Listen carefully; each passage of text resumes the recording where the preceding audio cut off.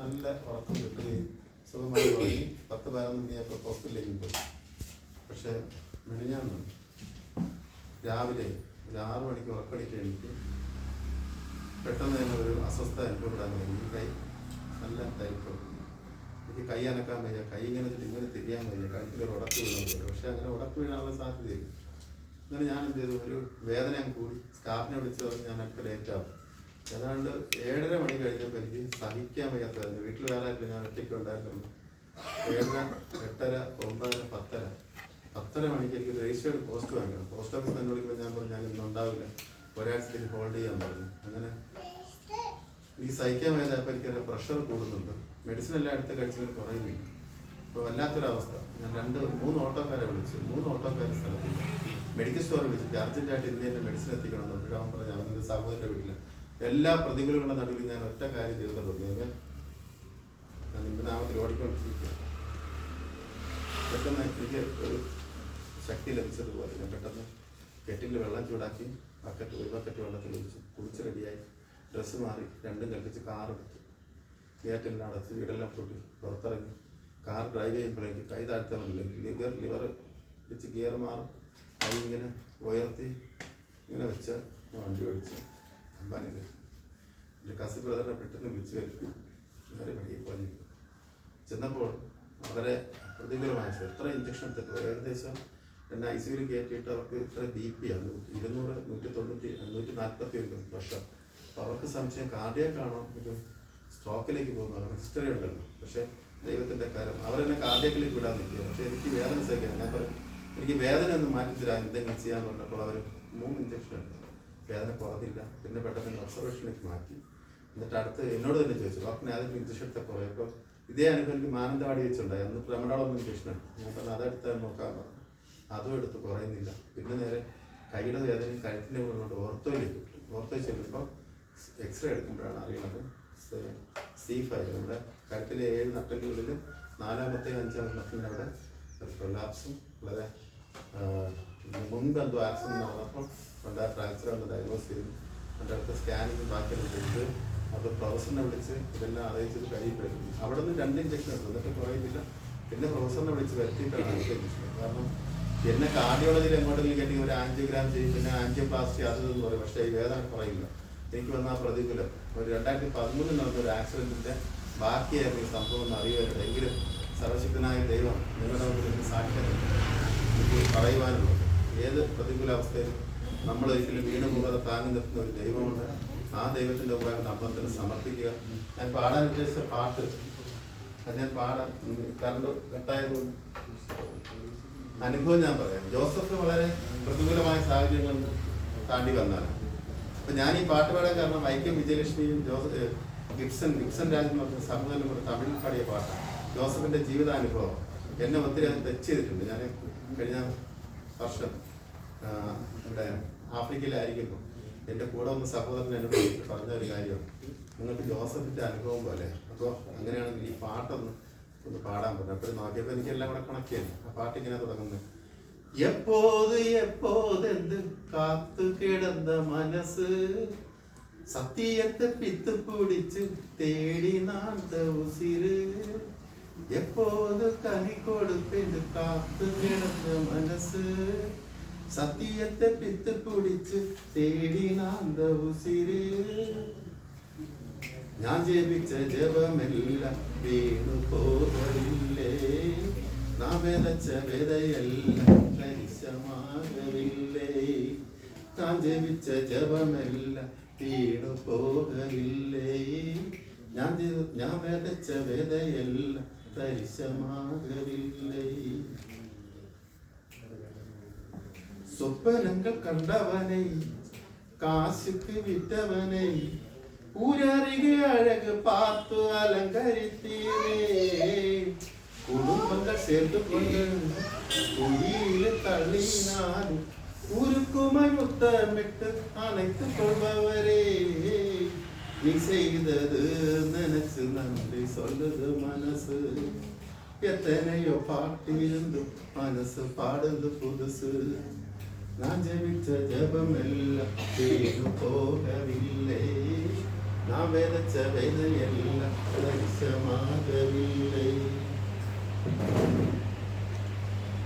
திக்கி திக்கி பேசும் என்னை மந்தனாவை கொண்டவனே ராஜாக்களே தள்ளி ராஜாவாக்கி நீ அழைப்பு இல்லை என்று அழைத்து சொன்னவர் முன் அரியணை கொடுத்து என்னை அரசனாக்கி நீர் மற்றும் இல்லைன்னா என்ன நான் செய்திருப்பேன் எத்தனையோ பேரே நம்பி ஏமாத்தோம் போயிருப்பேன் நான் விதைச்ச விதையெல்லாம் தரிசமாகவில்லை நான் ஜெபிச்ச ஜெபமெல்லாம் வீணு போகவில்லை எப்போது எப்போதென்று காத்து கிடந்த மனசு சத்தியத்தை பித்து பிடிச்சு தேடினா அந்த உசிறு எப்போது கனி கொடுப்பேன் காத்து கிடந்த மனசு சத்தியத்தை பித்து பிடிச்சு தேடினா அந்த உசிறு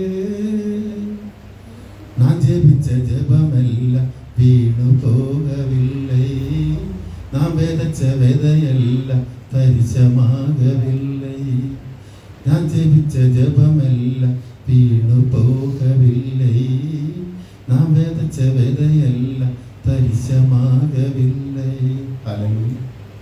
ഹല്ലേലൂയ. ഞാൻ ഈ പാട്ട് പാടാൻ കാരണം എനിക്ക് ദൈവത്തിൻ്റെ കുറേ ദർശനങ്ങളുണ്ട്. അതിലൊന്നായിരുന്നു ആഫ്രിക്കൻ രാജ്യത്ത് ഞാൻ സുവിശേഷ വേലയുമായി നിൽക്കുന്നു. അതിനായിട്ട് ദൈവം എന്നോട് അയച്ചു. അതിൻ്റെ പ്രാരംഭ പരിപാടികൾ നടന്നുകൊണ്ടിരിക്കുന്നു. സഭയുടെ പ്രാർത്ഥന ശ്രദ്ധയോടെ ആവശ്യപ്പെടുന്ന ദൈവം എല്ലാവരും ധാരാളമായി അനുഗ്രഹിക്കുമാറാണ്. ഞാൻ നല്ലൊരു സാക്ഷ്യം നമുക്ക് കേൾക്കുവാൻ ദൈവം ഇടവരുത്തി.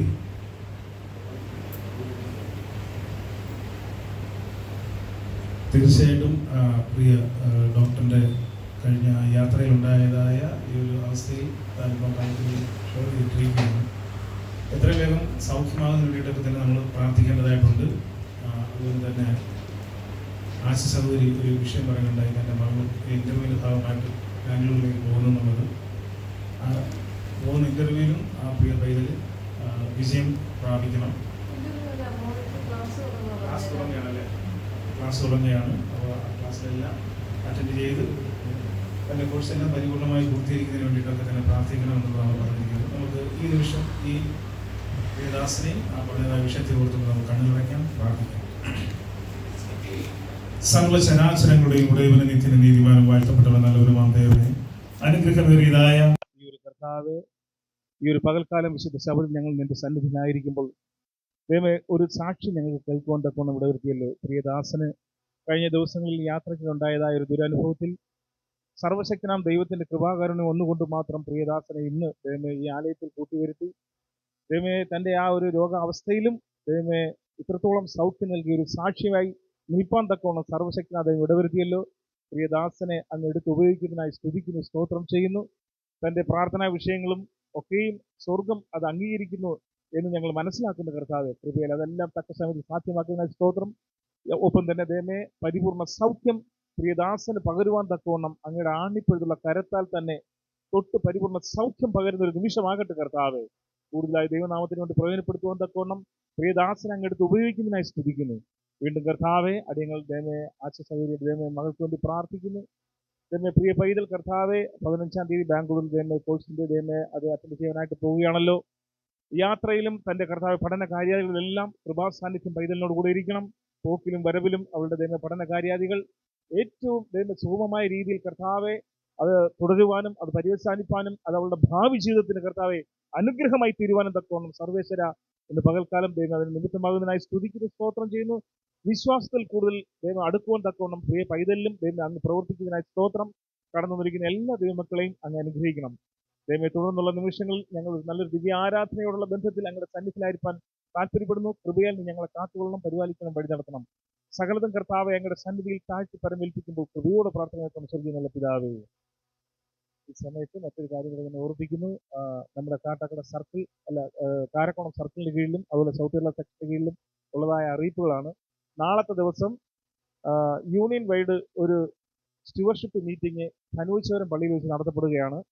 അത് സെക്ഷന് കീഴിലുള്ള എല്ലാ സഭകളിലുള്ളയും സഭാ ശുശ്രൂഷകന്മാരും ട്രഷറർമാരും അതുപോലെ തന്നെ സഭാ എൽഡർമാരും നിർബന്ധമായി അതിൽ പങ്കെടുക്കണം എന്നാണ് സൗത്ത് കേരള സെക്ഷൻ അറിയിച്ചിരിക്കുന്നത്. ഞായറാഴ്ച ദിവസം 9:30 മണിയോടുകൂടി ധനൂച്ചപുരം പള്ളിയിൽ വെച്ചാണ് നടത്തപ്പെടുന്നത്. ഈ ആലയത്തിൽ നിന്നും ഉത്തരവാദിത്തപ്പെട്ടവർ പ്രഭാതത്തിൽ തന്നെ അവിടെ എത്തുവാൻ വേണ്ടി സർക്കിൾ ലീഡർ ഇന്ന് രാവിലെയും വിളിച്ചത് പറഞ്ഞിരിക്കുകയാണ്. തീർച്ചയായിട്ടും അതിനുവേണ്ടി നിങ്ങൾ ഒരുങ്ങുക. മാത്രമല്ല, കഴിഞ്ഞ റിപ്പോർട്ട് മീറ്റിങ്ങിലും നമുക്കറിയാം, നമ്മുടെ സൗത്ത് കേരള സെക്ഷൻ ട്രഷറർ അദ്ദേഹത്തിൻ്റെ മകൻ്റെ വിവാഹം 10-ാം തീയതി നമ്മുടെ കവടിയാർ സെൻട്രൽ ചർച്ചിൽ വെച്ചാണ് നടത്തപ്പെടുന്നത്. അതന്ന് അദ്ദേഹം എല്ലാ ഭവനങ്ങളിലും ഒന്ന് പറയാൻ പറ്റാത്തതുകൊണ്ട് എല്ലാ പാസ്റ്റർമാരോട് അറിയിച്ചുകൊണ്ട് എല്ലാ സഭകളിലും അറിയിക്കാൻ വേണ്ടി പറഞ്ഞിരിക്കുകയാണ്. തീർച്ചയായിട്ടും സാധ്യമാകുന്നവരെല്ലാവരും തന്നെ ആ ഒരു ശുശ്രൂഷയിലും പങ്കെടുക്കുവാൻ തക്കവണ്ണം നിങ്ങൾ പ്രാർത്ഥിക്കുക. അതുപോലെ തന്നെ നമ്മുടെ ഓൺ വോയിസിൻ്റെ പ്രവർത്തനങ്ങൾ, മാസാരംഭ യോഗം, അതുപോലെ പരസ്യയോഗങ്ങൾ, മുറ്റത്തെ കൺവെൻഷൻ, ഇതൊക്കെയും പല പല ഇടങ്ങളിലായിട്ട് നടത്തപ്പെടുന്നു. കഴിഞ്ഞ കുറച്ച് ദിവസങ്ങളായി നമ്മുടെ ആലയത്തിലും അത് അനൗൺസ് ചെയ്തിരുന്ന പല പ്രോഗ്രാമുകളും മാറ്റി മാറ്റി വയ്ക്കുന്നതായ ഒരു അവസ്ഥയാണ്. കാലാവസ്ഥ വേഗത്തിൽ അനുകൂലമാകുന്നതിന് നിങ്ങൾ പ്രാർത്ഥിക്കുക. അതിനനുസരിച്ച് തന്നെ നമുക്കും നമ്മുടെ സഭയുമായി ബന്ധപ്പെട്ട് ഇത്തരത്തിലുള്ള മീറ്റിങ്ങുകൾ നമുക്ക് ക്രമീകരിക്കേണ്ടതുണ്ട്. നിങ്ങളെല്ലാവരും പ്രാർത്ഥിക്കുക. ഇന്ന് ഇതുപോലെ ഇവിടെ കടന്നു വന്നിരിക്കുന്നതായ തുടർന്ന് നടക്കുന്നതായ ദിവ്യ ആരാധനയിലും പങ്കെടുക്കുവാനും ഒക്കെ കൊച്ചു കുഞ്ഞുങ്ങൾ മുതൽ മുതിർന്നവരായി കടന്നു വന്നിരിക്കുന്ന എല്ലാവരെയും സർവ്വശക്തനായ ദൈവം അനുഗ്രഹിക്കട്ടെ. എല്ലാവരെയും കർത്താവായ യേശുക്രിസ്തുവിന്റെ നാമത്തിൽ തുടർന്ന് നടത്തപ്പെടുന്നതായ ആരാധനയിൽ ഞാൻ സ്വാഗതം ചെയ്യുകയാണ്. ദൈവം നമ്മെ ധാരാളമായി അനുഗ്രഹിക്കട്ടെ. ഈ സമയത്ത് ഒരു പാട്ട് പാടുന്ന സമയത്ത് നമുക്ക് ഏറ്റവും ദിവ്യ ആരാധനയ്ക്കായിട്ടിരുന്നു.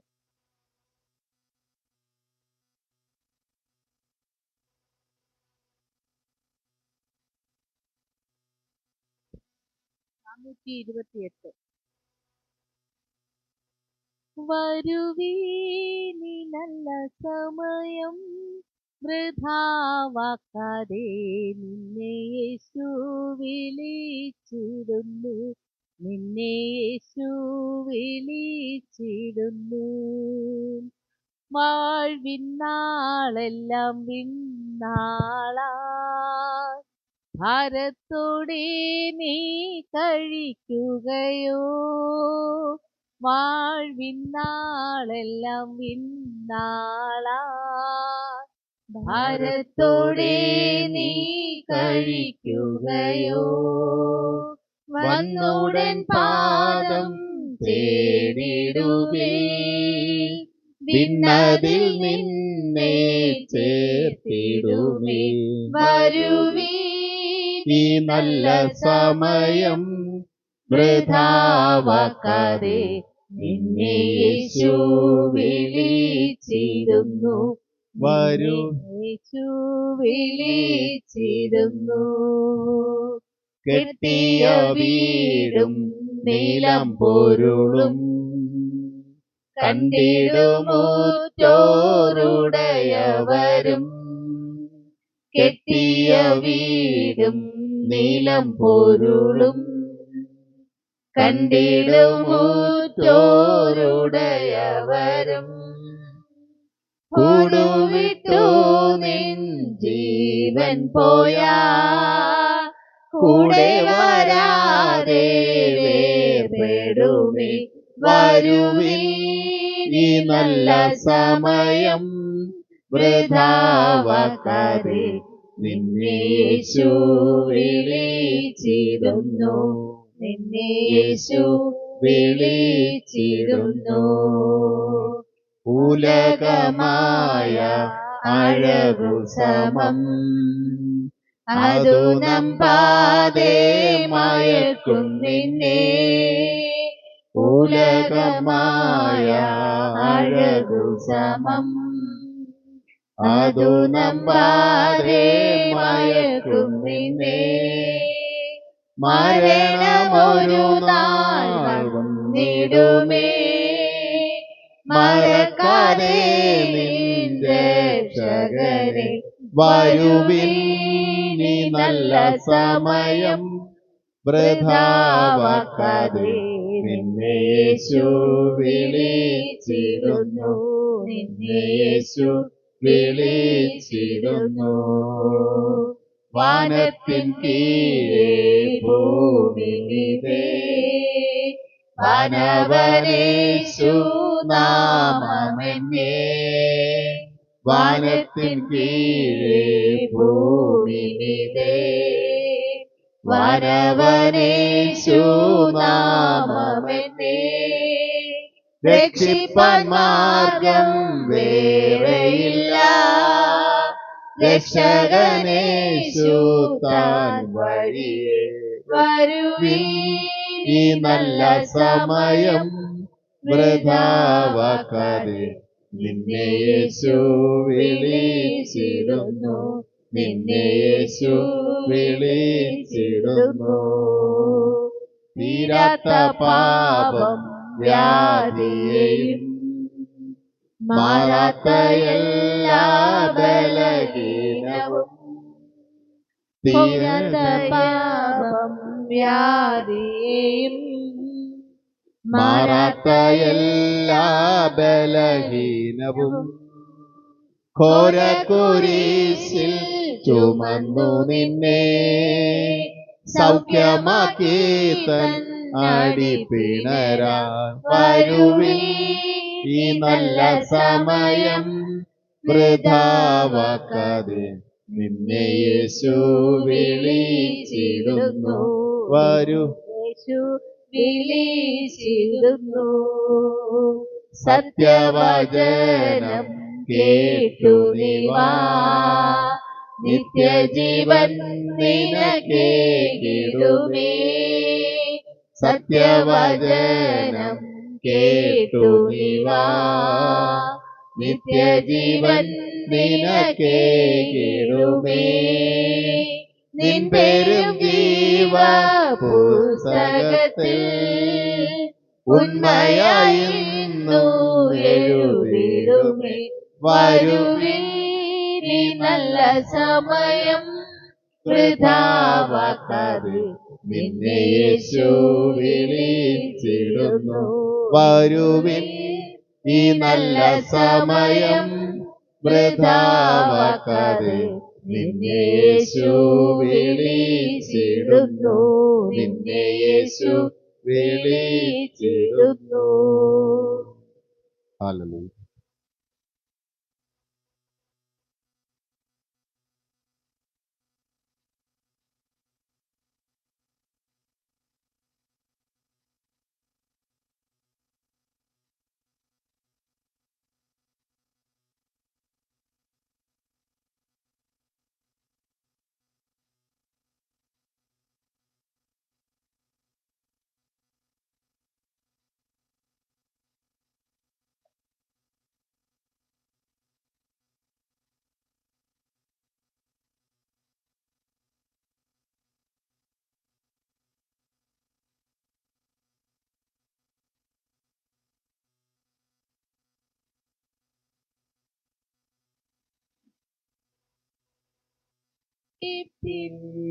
നന്മ ദൈവത്തെ സ്തുതിപ്പിൻ. സൃഷ്ടി സർവ്വമേ സ്തുതിപ്പിൻ.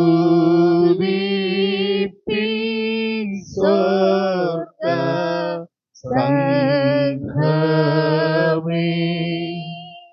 താതൻ സുതൻ ശുദ്ധാത്മനേ.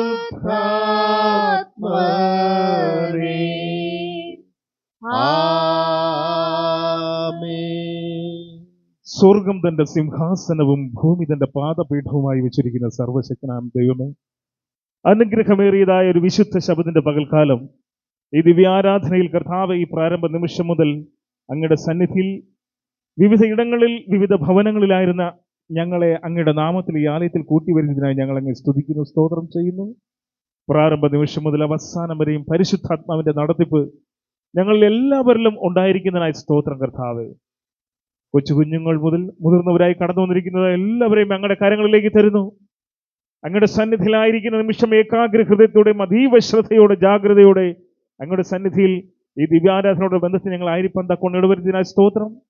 ഇന്നേ ദിവസം കർത്താവെ, ഈ ആലയത്തിൽ കർത്താവെ അടിയങ്ങളോടൊപ്പം ആയിരിക്കാൻ തക്കവണ്ണം ആ കടന്നു വന്നതായ പ്രിയ സഹോദരനെ ഞങ്ങളുടെ കാര്യങ്ങളിലേക്ക് തരുന്നു. കൂടുതലായി വിശ്വാസത്തിൽ ഉറയ്ക്കുവാൻ തക്കവണ്ണം പ്രിയ അജി സഹോദരന്റെ ദൈവമേ അളിയനിൽ കർത്താവ് പ്രവർത്തിക്കുന്നതിനായി സ്തുതിക്കുന്നു, സ്തോത്രം ചെയ്യുന്ന കർത്താവെ. പ്രിയ സഹോദരനെ കൂടുതലായി ദൈവനാമ മഹത്തിനായി എടുത്ത് പ്രയോജനപ്പെടുത്തുന്നതിനായി സ്തുതിക്കുന്നു. അപ്രകാരം കടന്നു വന്നിരിക്കുന്ന എല്ലാവരെയും അങ്ങ് അനുഗ്രഹിക്കും. സകലതും കർത്താവെ അങ്ങയുടെ സന്നിധിയിൽ താഴ്ത്തി പരമേൽപ്പിക്കുമ്പോൾ കൃപയോടെ പ്രാർത്ഥന കേൾക്കും സ്വർഗീയ നല്ല പിതാവേ. ആമേൻ.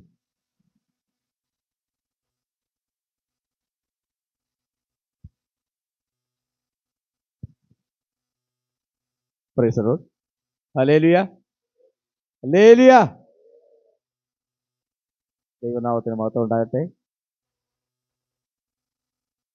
പരിശുദ്ധമാക്കുന്ന ഒരു ആരാധനയ്ക്കായി നമ്മെ സമർപ്പിച്ചിരിക്കുന്ന ഈ സമയം സർവ്വജ്ഞനാകുന്ന ദൈവത്തിൻ്റെ നിറവാർന്ന സാന്നിധ്യവും കരുതലും നമ്മോടുകൂടിയുള്ള കൃപയ്ക്കായി സ്തുതിക്കുന്നു, സ്തോത്രം ചെയ്യുന്നു. ദൈവമക്കളായിരിക്കും നിങ്ങളേവരെയും ദൈവസ്നേഹത്തിൽ ആരാധനയ്ക്കായി സ്വാഗതം ചെയ്യുന്നു. സാക്ഷ്യങ്ങളും പ്രാർത്ഥന കാര്യാദികളും എല്ലാം നാം ദൈവത്തിന് സമർപ്പിച്ചു.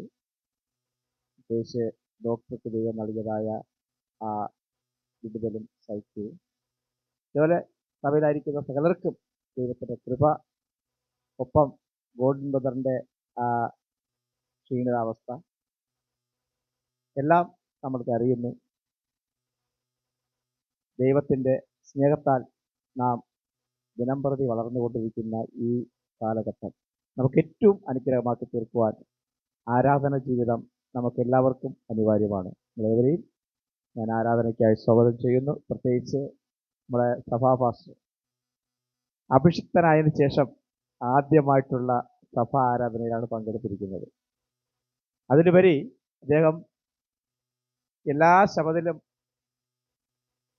ആരാധനയ്ക്ക് ശേഷമാണെങ്കിലും വൈകുന്നേരം സമയം വരെയും നമ്മോടൊപ്പം സഭാ കാര്യങ്ങളിൽ പങ്കെടുത്ത് സഭയുടെ വളർച്ചയ്ക്ക് വേണ്ടിയുള്ള എല്ലാ കാര്യാദികളും അദ്ദേഹം ദൈവാത്മാവിനാൽ ചെയ്തുകൊണ്ടിരിക്കുകയാണ്.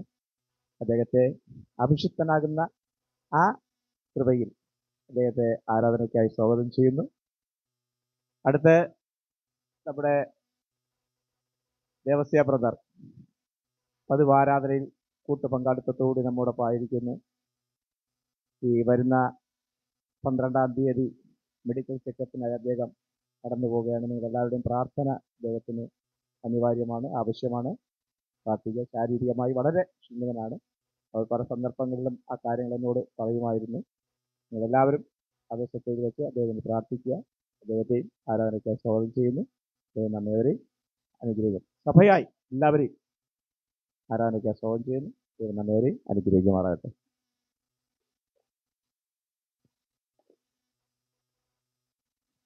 ദൈവനാമം മഹത്വപ്പെടുമാറാകട്ടെ.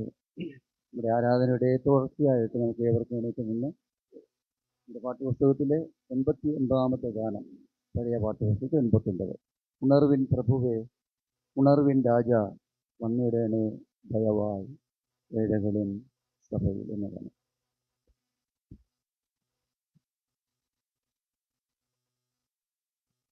ഉണർവിൻ പ്രഭുവേ ഉണർവിൻ രാജാ വന്നിടണേ ദയവായി ഏഴകളിൻ സഭയിൽ വന്നിടണേ ദയവായി ഏഴകളിൻ സഭയിൽ ഉണർവറ്റുറങ്ങുന്നയോ മറന്നു തിരുകൃപകൾ ഉണർവറ്റുറങ്ങുന്നയോ മറന്നു തിരുകൃപകൾ പൂർവപിതാക്കളിൽ പകർന്ന ഉണർവിനെ പകരണമാത്മനാഥ പൂർവപിതാക്കളിൽ പകർന്ന ഉണർവിനെ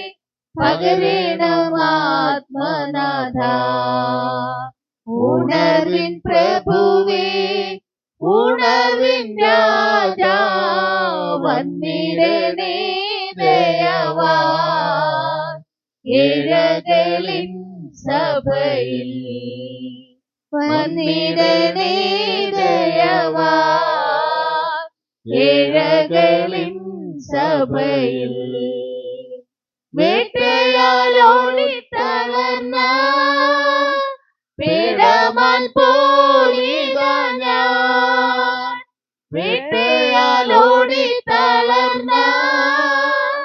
പേടമാൻ പോലിതാ ഞാൻ വരുന്നു ആദരവാൽ തിരുസവിധേ ആശ്വാസദായകനേ വരുന്നു ആദരവാൽ തിരുസവിധേ ആശ്വാസദായകനേ ഉണർവിൻ പ്രഭുവേ ഉണർവിൻ രാജാ വന്നിടണേ ദയവാൻ ഏഴകളിൻ സഭയിൽ വന്നിടണേ ദയവാൻ ഏഴകളിൻ സഭയിൽ ആകാശമേഘങ്ങളിൽ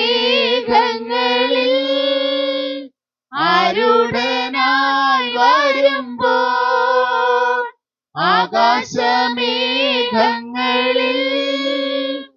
ആരുടനായി വരുമ്പോൾ അങ്ങയെ മോദമായി സ്വാഗതം ചെയ്യുവാൻ അനുദിനം ഒരുക്കണമേ അങ്ങയെ മോദമായി സ്വാഗതം ചെയ്യുവാൻ അനുദിനം ഒരുക്കണമേ ഉണർവിൻ പ്രഭുവേ ഉണർവിൻ രാജാ വന്നിടണേ ദയവാൻ ഏഴകളിൻ സഭയിൽ വന്നിടണേ ദയവാൻ ഏഴകളിൻ സഭയിൽ. നിൽക്കുമ്പോൾ വേദപുസ്തകത്തിൽ നിന്നും സങ്കീർത്തന പുസ്തകം 93 സങ്കീർത്തനം വാക്യപ്രതി വാക്യമായിട്ട് നമുക്ക് അറിയാം. സങ്കീർത്തനം 93. യഹോവ വാഴുന്നു, അവൻ മഹിമ ധരിച്ചിരിക്കുന്നു. യഹോവ ബലം ധരിച്ചു അരയ്ക്ക് കെട്ടിയിരിക്കുന്നു. ഭൂലോകം ഇളകാതെ ഉറച്ചു നിൽക്കുന്നു. അവിടുത്തെ സിംഹാസനം പുരാതനമേ സ്ഥിരമായിരിക്കുന്നു. അങ്ങ് അനാദിയായുള്ളവൻ തന്നെ. യഹോവേ പ്രവാഹങ്ങൾ ഉയർന്നു, യഹോവേ പ്രവാഹങ്ങൾ ഉയർത്തുന്നു, പ്രവാഹങ്ങൾ ശബ്ദമുയർത്തുന്നു, പ്രവാഹങ്ങൾ തിരമാലകളെ ഉയർത്തുന്നു. സമുദ്രത്തിലെ വൻതിരകളായ പെരുവെള്ളങ്ങളുടെ മുഴക്കത്തെക്കാളും ഉയരത്തിൽ യഹോവ മഹിമയുള്ളവൻ. ചേർത്ത് വായിക്കാം. നിന്റെ സാക്ഷ്യങ്ങൾ എത്രയും നിശ്ചയമുള്ളവ. യഹോവ വിശുദ്ധ ആലയത്തിൽ എന്നേക്കും ഉചിതം തന്നെ. അപ്രകാരം നമുക്ക് നിൽക്കുമ്പോൾ തലകൾ വണക്കി സഹോദരൻ ജയപാലനുമായിട്ട് നമുക്ക് പ്രാർത്ഥിക്കാം.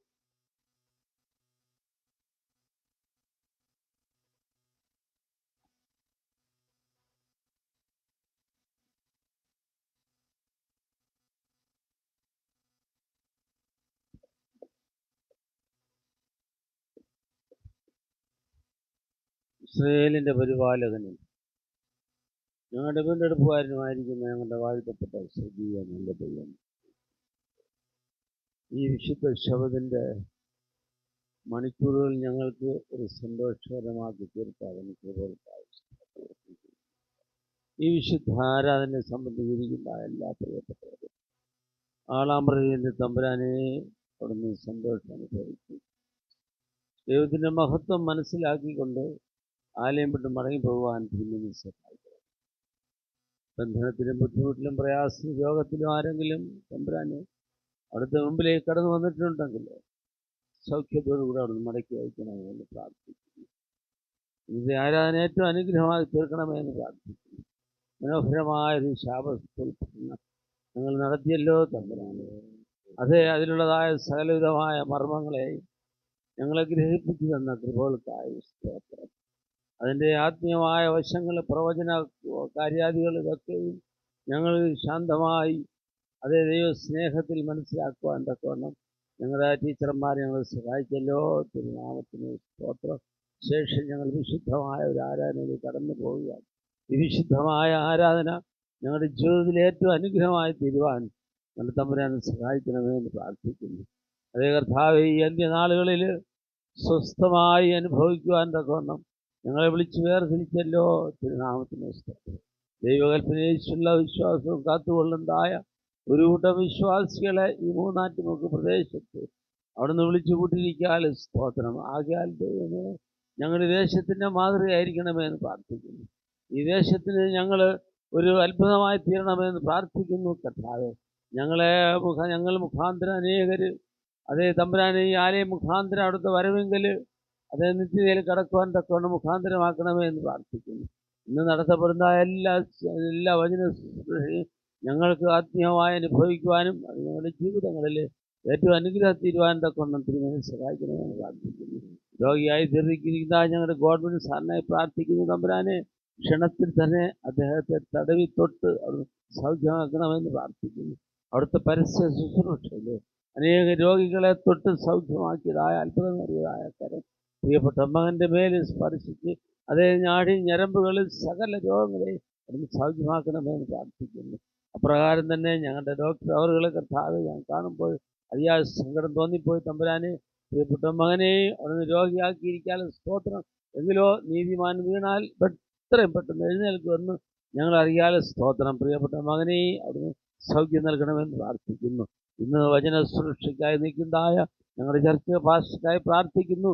പ്രത്യേക പ്രിയപ്പെട്ട മകൻ തമ്പുരാനെ ഞങ്ങളുടെ ഈ ആലയത്തിൽ വന്നതോടുകൂടി അദ്ദേഹത്തെ അവിടുന്ന് സ്വർഗം അഭിഷേകം ചെയ്തിരിക്കാൻ തിരുനാമത്തിൽ സ്തോത്രം. ആകയാൽ പ്രിയപ്പെട്ട മകൻ്റെ എല്ലാവിധമായ ഏത് സഭയിലും പ്രിയപ്പെട്ട മകൻ സംസാരിക്കുന്ന എല്ലാ വചനങ്ങളും തമ്പുരാനെ ഞങ്ങൾക്കിതിൽ അനുഗ്രഹമായി തീരുവാൻ തക്കണം സ്വർഗത്തെ ദൈവം കൽപ്പിക്കണമെന്ന് പ്രാർത്ഥിക്കുന്നു. അദ്ദേഹത്തിൻ്റെ വയൽ പ്രദേശങ്ങളെല്ലാം തമ്പുരാൻ്റെ അതിനെ നല്ല ഫലം പുറപ്പെടുവിക്കുവാൻ തിരുമേനി സഹായിക്കണം.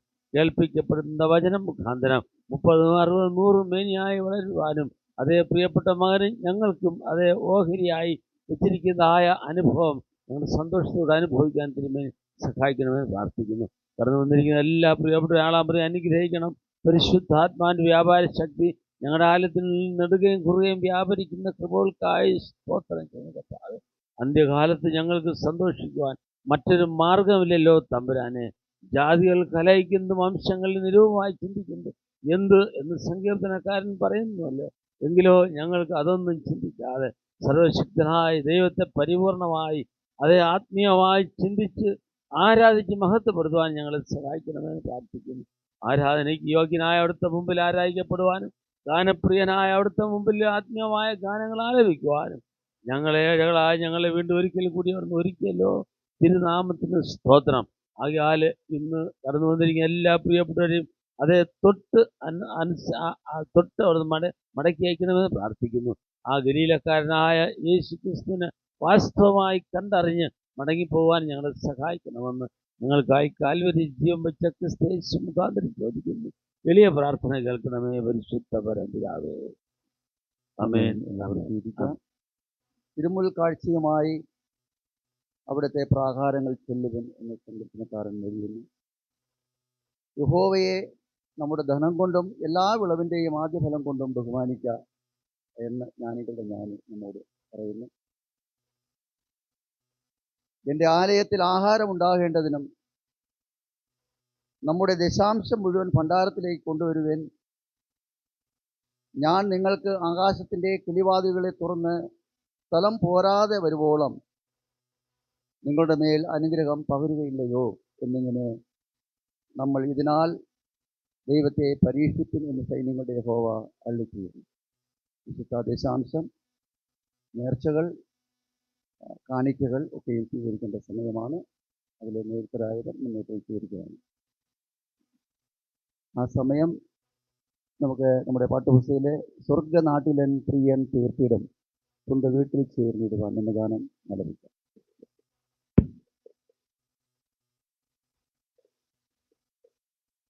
സ്വർഗനാട്ടിലൻ പ്രിയൻ തീർത്തിടും സ്വന്ത വീട്ടിൽ ചേർന്നിടുവാൻ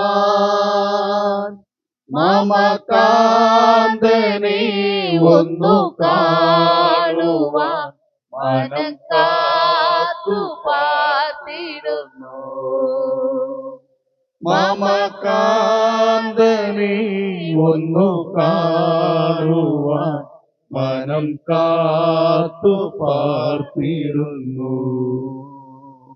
എന്നോ മന്നിതിൽ സിയോൻ യാത്രയിൽ എന്നും ഖിന്നത മാത്രം. എന്നോ വന്നു നീ എന്നെ ചേർക്കുമോ അന്നു തീരുവേദനകൾ. എന്നോ വന്നു നീ എന്നെ ചേർക്കുമോ അന്ന് തീരുവേദനകൾ. മരുഭൂമിയിൽ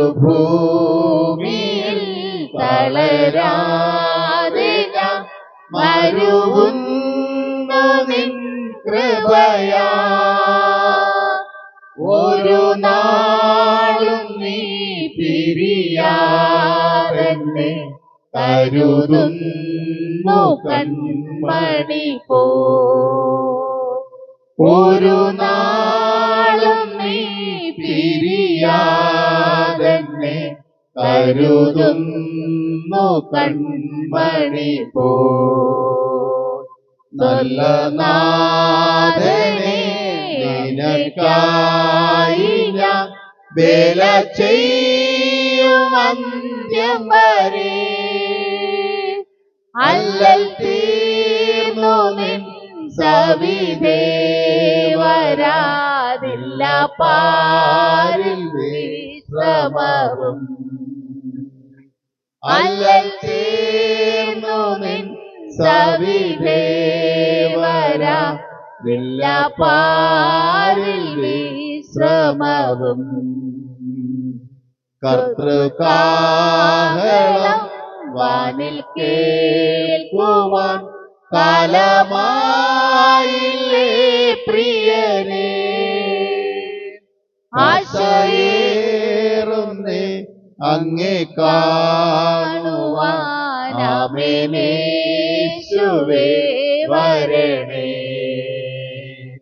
ആശയേറുന്നേ അങ്ങേ കാണുവാൻ ആമേനേശുവേ വരണേ. സ്വർഗനാട്ടിലെ പ്രിയൻ തീർത്തിടും സ്വന്ത വീട്ടിൽ ചേർന്നിടുവാൻ.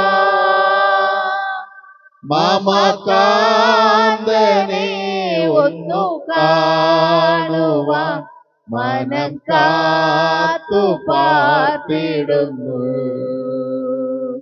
മാമകാന്തനെ ഒന്നു കാണുവാൻ മനം കാത്തു പാർത്തിടുന്നു. പ്രകാരം സഭ എണീറ്റ് നിൽക്കാം. നമുക്ക് നമ്മെ തന്നെ കാണിക്കായി സമർപ്പിക്കാം. ഇവിടെ ലഭ്യമായിരിക്കുന്നതായ സ്തോത്രക്കാശ്, കാണിക്ക, ദശാംശം, നേർച്ചകൾ, ഇതെല്ലാം ഓർത്തുകൊണ്ട് നമുക്ക് കണ്ണുകളടയ്ക്കാം, പ്രാർത്ഥിക്കാം. സ്വർഗം തന്റെ സിംഹാസനവും ഭൂമി തന്റെ പാദപീഠവുമാക്കി വെച്ചിരിക്കുന്ന സർവശക്തനായ ദൈവമേ, അനുഗ്രഹമേറിയതായ ഒരു വിശുദ്ധ ശബത്തിന്റെ കർത്താവെ, ആരാധന മധ്യ ഞങ്ങളായിരിക്കുന്നു. കർത്താവെ, കഴിഞ്ഞ ദിനങ്ങളെല്ലാം അങ്ങ് തന്നതായ ജീവശ്വാസം, ശരീരസുഖബലം എന്നുകൊണ്ട് ചെയ്തതായ ഉപജീവന മാർഗത്തിൽ നിന്നും കർത്താവെ, അങ്ങയുടെ നാമമഹത്വത്തിനായി നിന്റെ മക്കൾ ദശാംശമായും സ്തോത്രക്കാഴ്ചയും കാണിക്കകളായും നേർച്ചകളായും ഒക്കെ കർത്താവെ അങ്ങയുടെ സന്നിധിയിലേക്ക് കരം നീട്ടിയിരിക്കുന്നുവല്ലോ. നീട്ടിയതായ ഓരോ കരങ്ങളെയും അനുഗ്രഹിക്കുന്ന നിമിഷങ്ങളാകട്ടെ കർത്താവെ. അങ്ങ് തന്നതായ ജീവശ്വാസം ദൈവമേ, അതുകൊണ്ട് തന്നെയാണ് ഞങ്ങളുടെ ജീവൻ നിലനിന്നതും ദൈവമേ ഉപജീവന മാർഗങ്ങൾ ചെയ്യുവാനുള്ളതായ ആരോഗ്യം തന്നതും. അപ്രകാരമെങ്കിൽ വരും ദിവസങ്ങളിലും കാലാവസ്ഥകളെ അനുകൂലമാക്കണം. ഓരോരുത്തർ ആയിരിക്കുന്നതായ മേഖലകളിലെല്ലാം അങ്ങയുടെ ദൈവമേ കൃപാസാന്നിധ്യം ഉണ്ടായിരിക്കണം. വരാമായിരുന്ന ആപത്തുകൾ, അനർത്ഥങ്ങൾ, ദുഃഖങ്ങൾ, ദുരിതങ്ങൾ, പ്രയാസങ്ങൾ, ഭാരങ്ങൾ, കഷ്ടങ്ങൾ, ശോധനകളിൽ നിന്നെല്ലാം അങ്ങയുടെ മക്കളെ കാത്തു പരിപാലിച്ച് ഇത്രത്തോളം നിലനിർത്തിയതിനായി സ്തോത്രം. രോഗികളായി, ബലഹീനരായി, ആലയത്തിനുള്ളിൽ ശബ്ദപരിധിക്കകത്തും ഭവനങ്ങളിലും മറ്റ് ഹോസ്പിറ്റലുകളിലുമൊക്കെ ആയിരിക്കുന്നതായ അങ്ങയുടെ മക്കളെ അങ്ങയുടെ കരങ്ങളിലേക്ക് തരുന്ന കർത്താവ്, ആണിപ്പോഴുള്ള കരത്താൽ തൊട്ട് അവർക്കെല്ലാം ആശ്വാസം പകരുന്ന നിമിഷങ്ങൾ അങ്ങയുടെ കർത്താവ്. തുടർന്നുള്ള നിമിഷങ്ങൾ അടിയങ്ങൾ അങ്ങയുടെ സന്നിധിയിൽ താണിരിക്കും. സകലതും കർത്താവ് അങ്ങയുടെ സന്നിധിയിൽ താഴ്ത്തി പരമേൽപ്പിക്കുമ്പോൾ കൃപയോടെ പ്രാർത്ഥന കേൾക്കും സ്വർഗീയ നല്ല പിതാവേ. ആമേൻ.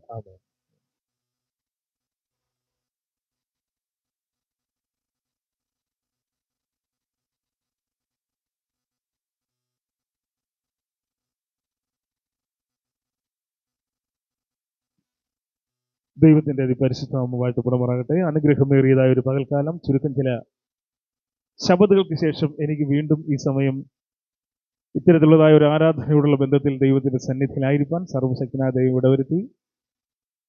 ദൈവത്തെ സത്യത്തിലും ആത്മാവിലും ആരാധിക്കുവാൻ ലഭ്യമാകുന്നതായ നിമിഷങ്ങളിലെല്ലാം തന്നെ സർവ്വശക്തനായവനെ നാം പാടുമ്പോൾ, പ്രാർത്ഥിക്കുമ്പോൾ, ആരാധിക്കുമ്പോൾ ഒക്കെയും സ്വർഗം സന്തോഷിക്കുന്നു. അങ്ങനെയെങ്കിൽ ഇപ്പോൾ സ്വർഗം സന്തോഷിക്കുന്ന നിമിഷങ്ങളാകുന്നു എന്ന് വിശ്വസിക്കുന്നവർക്ക് ഒരു ഹല്ലേലൂയ പറയാം. ഹല്ലേലൂയ. ദൈവത്തിൻ്റെ അതിപരിശുദ്ധനാമം വാഴ്ത്തപ്പെടുമാറാകട്ടെ. പ്രത്യേകിച്ച് ഹല്ലേലൂയ, സ്തോത്രം, ഇങ്ങനെയുള്ളതായ വാക്കുകൾ പ്രത്യേകിച്ച് ഏതെങ്കിലും ഒരു സഭയ്ക്ക് ചെയ്തിട്ടില്ല, തീരെഴുതി കൊടുത്തിട്ടില്ല. ആരെല്ലാം ഹൃദയത്തിൽ കൈവച്ചുകൊണ്ട് ദൈവത്തെ ആത്മാവിനാൽ നിറയപ്പെട്ടവരായി സ്തുതിക്കുന്നുവോ അപ്പോഴൊക്കെ സ്വർഗം സന്തോഷിക്കുന്നു. അത് അവർക്കും എന്താണ്, ഒരു അനുഗ്രഹം തന്നെ ആകുന്നു എന്നുള്ളതാണ്. അതുകൊണ്ട് നമുക്ക് അപ്രകാരം ദൈവനാമത്തെ മഹത്വപ്പെടുത്തുന്നതായ സന്ദർഭങ്ങൾ, സാഹചര്യങ്ങൾ നമ്മൾ എന്ത് ചെയ്യുക, തീർച്ചയായിട്ടും പ്രയോജനപ്പെടുത്തുക. എന്നാലും സന്ദർഭവും സാഹചര്യവും എന്ത് ചെയ്യുക, നാം തിരിച്ചറിയേണ്ടത് ഏറ്റവും ആവശ്യമാകുന്നു എന്നുകൂടെ ഞാൻ എന്ത് ചെയ്യുന്നു, ഈ സമയത്ത് ഓർപ്പിക്കുകയാണ് ചെയ്യുന്നത്. ഇന്ന് നാം ദൈവത്തിൻ്റെ സന്നിധിയിലായിരിക്കുമ്പോൾ നമുക്ക് ഒരു വാക്യം വായിക്കാം. അപ്പോസ്തല പ്രവൃത്തികളുടെ പുസ്തകം അതിൻ്റെ 2-ാം അധ്യായം, അതിൻ്റെ 46, 47 വാക്യങ്ങൾ നമുക്ക് വായിക്കാം. അവിടെ എന്താണ് ദൈവം നമ്മോട് ഈ തിരുവെഴുത്തിലൂടെ ഓർമ്മപ്പെടുത്തുന്നത് എന്ന് നോക്കാം. ഒരു മനപ്പെട്ട് ദിനം പ്രതി ദൈവാലയത്തിൽ കൂടി വരികയും വീട്ടിൽ അപ്പം നുറുക്കിക്കൊണ്ട് ഉല്ലാസവും ഹൃദയ പരമാർത്ഥതയും പൂണ്ട് ഭക്ഷണം കഴിക്കുകയും ദൈവത്തെ സ്തുതിക്കുകയും സകല ജനത്തിൻ്റെയും കൃപ അനുഭവിക്കുകയും ചെയ്തു. കർത്താവ് രക്ഷിക്കപ്പെടുന്നവരെ ദിനം പ്രതി സഭയോട് ചേർത്ത് കൊണ്ടിരുന്നു. പ്രിയരെ, ഈ വായിച്ചതായ വാക്യം അപ്പോസ്തല പ്രവൃത്തികൾ, കർത്താവായ യേശുക്രിസ്തു താൻ ഭൂമിയിലായിരുന്നു. അതിനുശേഷം എന്ത് ചെയ്തു? മരിച്ചു, അടക്കപ്പെട്ടു, ഉയർത്തെഴുന്നേറ്റ് എത്ര ദിവസം ഭൂമിയിലുണ്ടായിരുന്നു? 40 ദിവസത്തോളം വീണ്ടും കർത്താവായ യേശുക്രിസ്തു ഭൂമിയിലുണ്ടായിരുന്നു. അങ്ങനെ ഉള്ളതായ സന്ദർഭത്തിൽ 40 ദിവസം കഴിഞ്ഞതിന് ശേഷം കർത്താവായ യേശുക്രിസ്തു എന്ത് ചെയ്തു? സ്വർഗാരോഹണം ചെയ്തു, അല്ലേ? അതിനുശേഷം തൻ്റെ ശിഷ്യന്മാരിലൂടെ അനേകരിൽ ദൈവത്തിൻ്റെ പ്രവൃത്തി പരിശുദ്ധാത്മാ മുഖാന്തരം എന്ത് ചെയ്യുന്നു? ഇടപെടുകയും ദൈവത്തിൻ്റെ ദൂത് യഹൂദന്മാരിൽ നിന്ന് വ്യത്യസ്തമായി മറ്റ് യവനന്മാരിലും ഇതര മനുഷ്യരിലേക്കും എന്ത് ചെയ്തു? ഈ സന്ദേശം എത്തിക്കൊണ്ടിരിക്കുന്നതായ ഒരു സാഹചര്യത്തിൽ ആലയങ്ങൾ എന്ന് മാത്രമല്ല, ആ കാലഘട്ടത്തിൽ വീട്ടിലെ സഭ എന്ന് പറയുന്നതായ ഒരു പ്രവൃത്തി ഉണ്ടായിരുന്നു. കാരണം അന്ന് അനേകരെന്ത് ചെയ്തു? സ്വന്തം ഭവനം ദൈവത്തെ ആരാധിക്കുന്നതിന് വേണ്ടിയിട്ട് എന്ത് ചെയ്യും? അവർ ഏൽപ്പിച്ചു കൊടുക്കുമായിരുന്നു. അവർ അവിടെ എന്ത് ചെയ്യത്തില്ല, ഞങ്ങളുടെ വീട് ഏതോ ആൾക്കാർ വന്ന് മൊത്തം ചവിട്ടി തേച്ചിട്ടിട്ട് പോയി എന്നൊരു പരാതി അവർ പറയില്ല. കാരണം എന്തറിയാവോ? ചെയ്യുന്ന കാര്യങ്ങളെല്ലാം എന്താണ്? അത് ശുശ്രൂഷയുടെ ഭാഗമായിട്ട് അവരെന്ത് ചെയ്തു? എണ്ണുമായിരുന്നു. അതുകൊണ്ട് തന്നെ അപ്പോസ്തലനായ പൗലോസ് ആയിക്കോട്ടെ, അല്ലെങ്കിൽ പത്രോസ് ആയിക്കോട്ടെ, മറ്റ് ശിഷ്യന്മാരായിക്കോട്ടെ, ഇവരൊക്കെ വീട്ടുകളിൽ കൂടി വരുന്നതായ സഭയോടുള്ള ബന്ധത്തിൽ അനേകരെ എന്ത് ചെയ്തു? സഭയോട് ചേർത്തുകൊണ്ട് പരിശുദ്ധാത്മാവിന്റെ പ്രവൃത്തിയും അപ്രകാരം തന്നെ വെളിപ്പെട്ടുകൊണ്ട് അനേകം പേര് എന്ത് ചെയ്തു? സഭയോട് ചേർത്തുകൊണ്ടിരുന്നു. ഇവിടെ അതാണ് പറയുന്നത്, ഒരു മനപ്പെട്ട് ദിനം പ്രതി ദൈവാലയത്തിൽ കൂടി വരികയും വീട്ടിൽ അപ്പം നുറുക്കുകയും ഉല്ലാസവും ഹൃദയ പരമാർത്ഥതയും കൊണ്ട് ഭക്ഷണം കഴിക്കുകയും ചെയ്തു എന്ന് മനസ്സിലാക്കുന്നു. പ്രിയരെ, സത്യവേദ പുസ്തകത്തിൽ പ്രത്യേകിച്ച് മലയാളം ബൈബിളിൽ അപ്പം നുറുക്കുക എന്ന വാക്കുകൊണ്ട് അർത്ഥമാക്കുന്നത് എന്താണ്?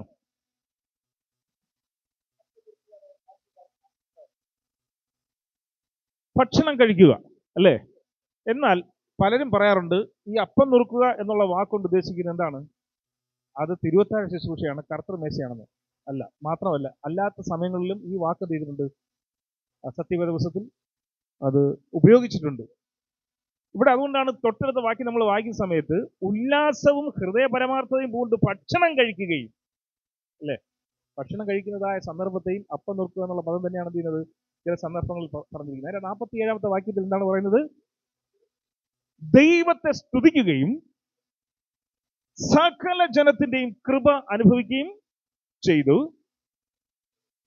കർത്താവ് രക്ഷിക്കപ്പെടുന്നവരെ ദിനം പ്രതി സഭയോട് ചേർത്തുകൊണ്ട്. പ്രിയരെ, ദിനം പ്രതി സഭയോട് ചേരുന്നതായ ഒരു അവസ്ഥ, ആ അവസ്ഥ ഉള്ളതായ കൂട്ടായ്മയാണ് ചലിക്കുന്ന സഭ എന്ന് പറയുന്നത്. ആമേൻ. അതായത് ചലനാത്മകമായി നിൽക്കുന്നതായ, ആ പ്രവർത്തിക്കുന്നതായ, പ്രവർത്തന ത്വരിതയോടുകൂടി നിൽക്കുന്നതായ കൂട്ടായ്മ. അപ്പോൾ ദിനം പ്രതി എന്ത് ചെയ്യും? സഭയോട് ചേർന്ന് വരുന്നതായ അവസ്ഥ ഉണ്ടാകണം. എന്നും നമ്മൾ എന്നും കാണുന്ന ആൾക്കാർ മാത്രമായിട്ട് ഒരുമിച്ച് കൂടിയിരുന്ന് ആരാധിക്കുന്നത് മാത്രമല്ല, പുതിയ പുതിയ ആത്മാക്കൾ എന്ത് ചെയ്യണം? കണ്ടെത്തുകയും അവരെ കൂടെ നമ്മൾ സ്വീകരിക്കുകയും അവരെ കൂടെ നമ്മൾ മാനിക്കുകയും അവരെ നമ്മൾ എന്ത് ചെയ്യണം? പഠിപ്പിക്കുന്നവരും ഒപ്പം തന്നെ അവരെ കൂടുതൽ വചനത്തിൽ അവരെ വേരൂന്നുന്ന തരത്തിൽ അവരോട് ഇടപെടുന്നവരും ഇടപഴകുന്നവരുമായി തീരുവനാണ് സർവശക്തനായ ദൈവം നമ്മോട് എന്ത് ചെയ്യുന്നത്? നമ്മോട് പറയുന്നത്. അങ്ങനെയാണെങ്കിൽ ആ രീതിയിൽ നാം ദൈവത്തിന്റെ സന്നിധിയിൽ ഏറ്റവും താഴ്മയോടുകൂടിയും അതിനേക്കാളേറെ ബഹുമാനത്തോടുകൂടിയും ദൈവസന്നിധി നമ്മൾ എന്ത് ചെയ്യണം? ഇരിക്കേണ്ടതാകുന്നു. കാരണം ആത്മനേട്ടം ഉണ്ടാകുന്ന തരത്തിലായിരിക്കണം നമ്മുടെ ഓരോ പ്രവൃത്തികളും നമ്മുടെ ഓരോ ഇടപെടലുകളും മറ്റുള്ളവരോട്, അല്ലേ? അങ്ങനെയാണെങ്കിൽ ദിനംപ്രതി സഭയോട് ചേരുന്നതായ മക്കൾ, അക്കാലത്ത് ആ വീടുകളിലെ സഭകളിൽ എന്ത് ചെയ്യുന്നു? അനേകർ വന്ന് ചേർന്നുകൊണ്ടിരുന്നു. വീണ്ടും നമുക്ക് വായിക്കാം, മത്തായി സുവിശേഷം അതിന്റെ 15-ാം അധ്യായം അതിന്റെ 8 മുതലുള്ള വാക്യങ്ങൾ വായിക്കാം. 8-9 വാക്യങ്ങൾ വായിക്കാം. മത്തായി സുവിശേഷത്തിൽ എന്താണ് ഇത് പറയുന്നത് നമുക്ക് നോക്കാം. 15-ാം അധ്യായം അതിന്റെ 8-9 വാക്യങ്ങൾ ആദ്യം എടുത്തവർക്ക് കുറച്ച് വായിക്കാം. ഈ ജനം അധരം കൊണ്ട് എന്നെ ബഹുമാനിക്കുന്നു, അധരം കൊണ്ട് എന്നെ ബഹുമാനിക്കുന്നു, എങ്കിലും അവരുടെ ഹൃദയം എന്നെ വിട്ട് അകന്നിരിക്കുന്നു. എന്നെ വിട്ട് അകന്നിരിക്കുന്ന ഒരവസ്ഥ. പ്രിയരെ, പലരും അഡ്വന്റിസ്റ്റുകാരാണ്, വിശ്വാസികളാണ്, ക്രിസ്ത്യാനികളാണ് എന്നൊക്കെ പലപ്പോഴും പറയുമ്പോഴും ദൈവിക കൂട്ടായ്മയുടെ ബന്ധത്തിൽ ആയിരിക്കുന്ന സമയത്ത് പലരും എന്ത് ചെയ്യുന്നു? അവരുടെ രൂപവും ശരീരം മാത്രമേ ആലയത്തിൽ കാണൂ. അവരുടെ ചിന്തകളോ പ്രവൃത്തികളോ ആലോചനകളോ ഒക്കെ എന്ത് ചെയ്യും? മറ്റു പലതിനെ കുറിച്ചായിരിക്കും. നാളത്തെ എൻ്റെ അവസ്ഥ എന്തിനായിരിക്കും? നാളെ പണിക്ക് ആളെ വിളിച്ചിട്ടുണ്ട്, ഞാൻ എന്തിനാകുന്നുണ്ട്? പല രീതിയിലും എന്ത് ചെയ്യുന്നു? ആ ഒരു ചിന്തയിലേക്ക് പോകുന്നതായ ഒരു ദിവസം. അങ്ങനെയല്ല, മറിച്ച് എന്ത് ചെയ്യണം? നമ്മുടെ ദേഹം, ദേഹി, ആത്മാവ് മൊത്തം നമ്മുടെ ദൈവത്തിന്റെ സന്നിധിയിൽ അർപ്പിച്ചുകൊണ്ടായിരിക്കണം ദൈവത്തിന്റെ സന്നിധിയിൽ നാം ആയിരിക്കേണ്ടത്. ഇവിടെ പറയുന്നു, അധരം കൊണ്ട് എന്നെ ബഹുമാനിക്കുന്നെങ്കിലും പലരുടെ ഹൃദയം എന്നെ വിട്ട് അകന്നിരിക്കുന്നു. പ്രവൃത്തികളിലും പലപ്പോഴും പലരിൽ അങ്ങനെ ആയിപ്പോകുന്നു. അതിന്റെ 9-ാമത് വാക്യം എന്താണ് പറയുന്നത്? മാനുഷ്യകൽപ്പനകളായ ഉപദേശങ്ങളെ അവർ പഠിപ്പിക്കുന്നത് കൊണ്ട് എന്നെ വ്യർത്ഥമായി ഭജിക്കുന്നു. ഇവിടെ വളരെ ശ്രദ്ധയോടെ നമുക്ക് ദൈവത്തിന്റെ സന്നിധിയിലായിരിക്കാം. മാനുഷ്യ കൽപ്പനകൾ പഠിപ്പിക്കുന്നതായ കൂട്ടായ്മകളും ഉണ്ട്, അല്ലേ? മാനുഷ്യ കൽപ്പനകൾ പഠിപ്പിക്കുന്നവരായിരിക്കരുത്. പകരം ദൈവത്തിന്റെ കൽപ്പനകൾ, ദൈവിക ആലോചനകൾ, ദൈവത്തിന്റെ ഉപദേശങ്ങൾ പഠിക്കുകയും പഠിപ്പിക്കുകയും ചെയ്യുന്നതായ സഭയാണ് യഥാർത്ഥത്തിൽ ദൈവം ആഗ്രഹിക്കുന്ന കൂട്ടായ്മ എന്നുള്ളത്. ഇവിടെ പറയുന്നു, മനുഷ്യകൽപ്പനകളായ ഉപദേശങ്ങൾ അവർ പഠിപ്പിച്ചത് കൊണ്ട് എന്നെ വ്യർത്ഥമായിട്ട് അവരെന്ത് ചെയ്യുന്നു? ഭജിക്കുന്നു. നമുക്കറിയാം, ഇന്ന് അനേകം ഇടങ്ങളിൽ യേശുക്രിസ്തുവിന്റെ നാമം പറയുകയും എന്നാൽ പരിശുദ്ധാത്മാവിന് യോഗ്യമല്ലാത്ത രീതിയിലുള്ള ആരാധനകൾ എന്ത് ചെയ്യുന്നു? നടത്തപ്പെടുകയും ചെയ്യുന്നതായ അനേകം കൂട്ടായ്മകളുണ്ട്, അല്ലേ?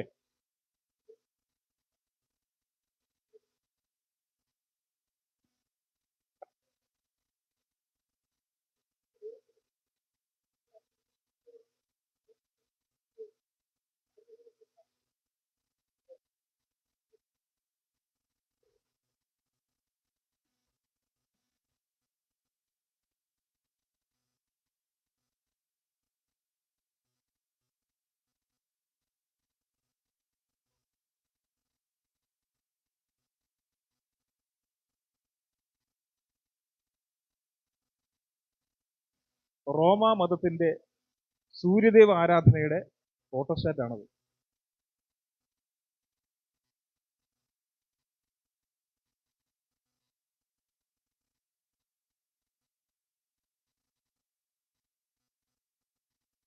അതാണ് പറഞ്ഞത്. ഇവിടെ ദൈവത്തിന്റെ ആലോചന നമ്മൾ ഇവിടെ അറിയിക്കുന്നത് എന്തെന്നാൽ, ക്രിസ്തുവിന്റെ നാമം പറയുകയും എന്നാൽ ക്രിസ്തുവിന് വിരുദ്ധമായ രീതിയിൽ എന്ത് ചെയ്യുന്നു? പ്രവർത്തിക്കുകയും ചെയ്യുന്നതായ ആരാധനാ രീതികൾ നടന്നു വന്നിരിക്കുന്നു പലയിടങ്ങളിലും. ഇവിടെ പറഞ്ഞിരിക്കുന്നത് അറിയോ? അവർ പഠിപ്പിച്ചത് കൊണ്ട് എന്നെ വ്യർത്ഥമായി ഭജിക്കുന്നു എന്നിങ്ങനെ.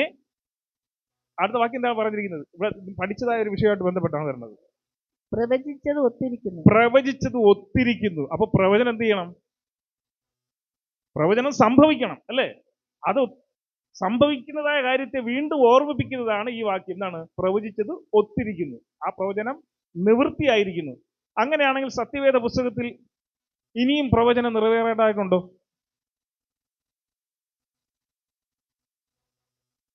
ക്രിസ്തുവിന്റെ വരവ് ലോകം പ്രതീക്ഷിക്കുന്ന, മനുഷ്യർ പ്രതീക്ഷിക്കുന്ന ഏറ്റവും വലിയൊരു സംഭവമായി മാറുന്നതായ ഒരു ഭാഗമാണ് ഏത്? ക്രിസ്തുവിന്റെ വരവ് എന്നുള്ളത്. ഇന്ന് അനേക സഭകൾ യേശുക്രിസ്തുവിന്റെ വരവ് രഹസ്യമായി വന്നു എന്ന് പഠിപ്പിക്കുന്നു. ഇത് ശരിയോ തെറ്റോ?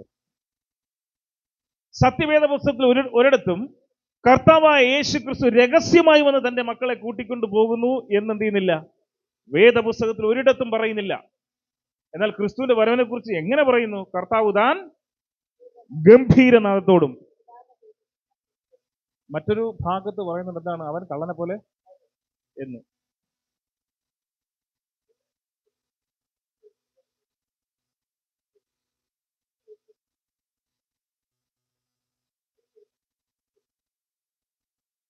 യേശുക്രിസ്തു വരുന്നത് എങ്ങനെയാണ്? പ്രധാന ദൂതന്റെ ശബ്ദം, പിന്നെന്താണ്? കാഹളം. ഇതെല്ലാം ആയിട്ട് ആയിരക്കണക്കിന് ദൂതന്മാരുമായിട്ടാണ് വരുന്നത്, അല്ലേ? തന്റെ സഭയെ ചേർക്കുന്ന വേണ്ടിയിട്ട്. അപ്പോൾ രഹസ്യ വരവ് എന്ന് പറയുന്നത് എന്താണ്? തീർത്തും തെറ്റാണ് എന്നുള്ളത്. അങ്ങനെ ഒരു പഠനം നമ്മളെ ബൈബിളിൽ ഇല്ല എന്നുള്ളത് എന്ത് ചെയ്യുന്നു? വളരെ വ്യക്തമായിട്ട് മനസ്സിലാക്കുന്നത്. അതാണ് മാനുഷിക കൽപ്പനകൾ എന്ന് ഞാൻ പറഞ്ഞു. അത് പഠിപ്പിക്കുന്നു. അത് വ്യർത്ഥമായി പഠിപ്പിക്കുന്നത് കൊണ്ട് തന്നെ ഇങ്ങനെയുള്ളതായ പ്രവചനം പ്രവചിക്കും എന്നുള്ളത് ഇവിടെ ഒത്തിരിക്കുന്നു എന്ന് എന്ത് ചെയ്യുന്നു? നേരത്തെ തന്നെ മുൻകൂട്ടിയോടെ അറിയിക്കുകയാണ്. ഇനി 19ാമത് വാക്യം വായിച്ചു നോക്കി. അതിന്റെ മത്തായി 15:19. ഇതൊക്കെ അത് തന്നെ. ഇതൊക്കെ എങ്ങനെയെന്നാൽ ദുശ്ചിന്ത, കൊലപാതകം, വ്യഭിചാരം, പരസംഗം, മോഷണം, കള്ളസാക്ഷ്യം, ദൂഷണം എന്നിവ ഹൃദയത്തിൽ നിന്ന് പുറപ്പെട്ടു വരും. ഇതൊക്കെ ഹൃദയത്തിൽ നിന്ന് പുറപ്പെട്ടു വരുന്ന എന്ത് ചെയ്യുന്നു? അത് ഒരു പ്രവർത്തനത്തിലേക്ക് എന്ത് ചെയ്യുന്നു? ആക്കി തീർക്കുന്നു. കഴിഞ്ഞ ദിവസവും ഉണ്ടായ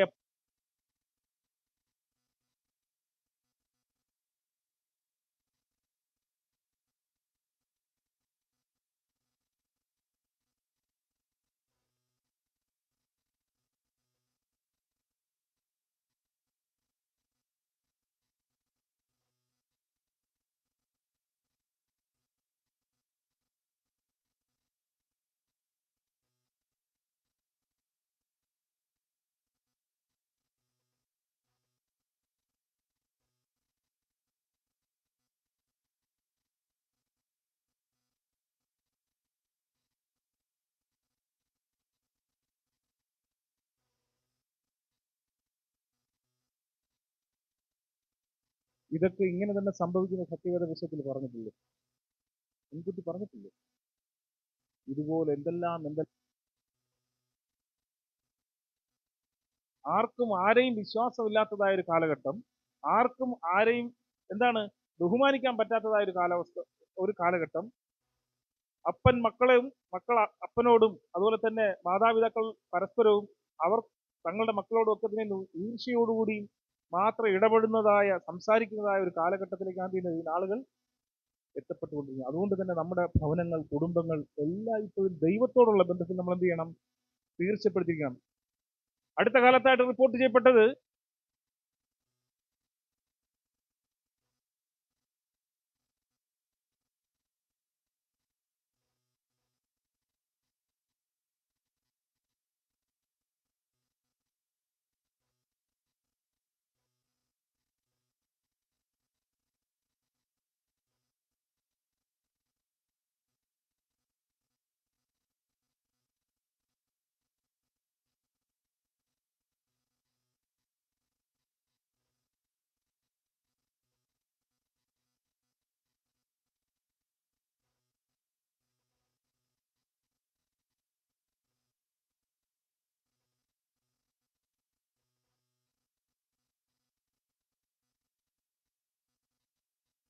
കൊണ്ട് തന്നെ നമ്മുടെ ഭവനങ്ങൾ, കുടുംബങ്ങൾ, ആലയങ്ങൾ എല്ലാം തന്നെ ദൈവത്തിന്റെ നാമത്തെ മഹത്വപ്പെടുന്ന തരത്തിൽ, ദൈവത്തെ പരിചയപ്പെടുത്തുന്ന തരത്തിൽ, ദൈവമായിട്ടുള്ള ബന്ധത്തിൽ ഇഴുകിച്ചേർന്ന തരത്തിൽ ഉള്ളതായ കാര്യാദികളെ നമ്മുടെ തലമുറകളെ പഠിപ്പിച്ചുകൊണ്ട് മുന്നോട്ട് പോകുന്നതായ രീതിയിലായിരിക്കണമെന്ന് ദൈവം ആഗ്രഹിക്കുന്നു. ദൈവത്തിന്റെ ആഗ്രഹത്തെ നിറവേറ്റുവാൻ ദൈവത്തിന്റെ ഉപദേശത്തെ കേട്ട് അനുസരിക്കുന്നവരാരാണോ അവർക്ക് തീർച്ചയായിട്ടും എല്ലാ രീതിയിലുള്ള അനുഗ്രഹങ്ങളും സർവശക്തനായ ദൈവം എന്ത് ചെയ്യും? നൽകും. ഇല്ലേ?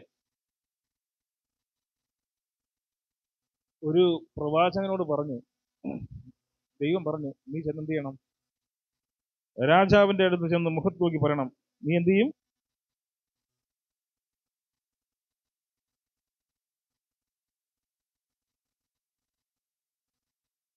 പ്രവാചകൻ പോയോ? പോയി പറഞ്ഞു.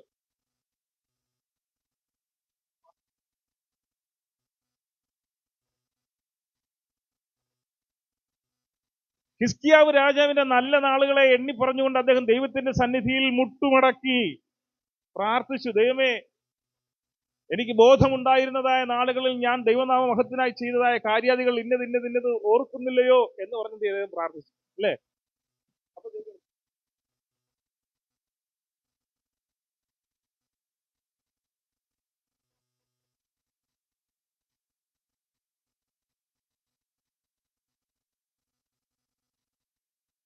ഇതാ, എനിക്ക് ദൈവമായിട്ടുള്ള ബന്ധം ഉണ്ടായിരുന്ന സമയത്ത് ഞാൻ ചെയ്ത കാര്യങ്ങൾ അങ്ങോട്ട് പറഞ്ഞ് എന്ത് ചെയ്തു? ഓർമ്മിച്ച് പ്രാർത്ഥിച്ചു. അതുകൊണ്ട് ദൈവം ആ വ്യക്തി എന്ത് ചെയ്തു? 15 സംവത്സരം കൊണ്ട് എന്ത് ചെയ്തു? ജീവിക്കാൻ. ഇവിടെ നോക്കി,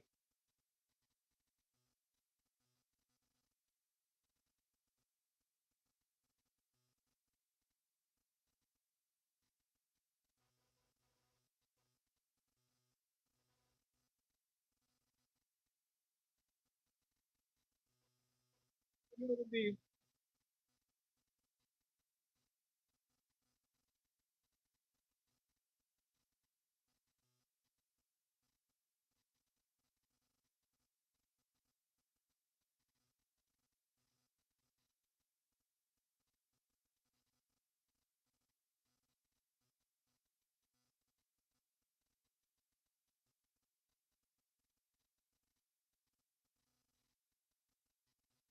ഒരു കാര്യം ദൈവം പറയാൻ പറഞ്ഞു,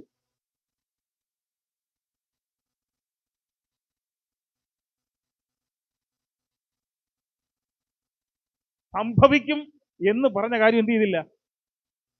ഇവിടെ ദൈവം സംഭവിക്കും എന്ന് പറയാൻ പറഞ്ഞു. അത് സംഭവിക്കാത്തതിന്റെ പേരിൽ ഇവിടെ യോനാ പ്രവാചകൻ എന്ത് ചെയ്തു? പരിഭവം നടിക്കുകയാണ് ചെയ്തത്. ഒരു പുഴു വന്ന് ഈ മരം ഇങ്ങനെ എത്രത്തോളം നശിപ്പിച്ചപ്പോൾ നീ ഇത്രത്തോളം ദേഷ്യപ്പെടുന്നെങ്കിൽ ഈ വലിയൊരു കൂട്ടം ജനം മനം തിരിഞ്ഞ് യഹോവയെങ്കിലേക്ക് നോക്കിക്കഴിഞ്ഞാൽ ഞാൻ അവരെ പിന്നെ എന്ത് ചെയ്യും? അനുഗ്രഹിക്കാതിരിക്കുമോ എന്നാണ് അവസാനം ചോദിക്കുന്നത്. ആരോട്? യോനയോട് ചോദിക്കുന്നത്. അല്ലേ?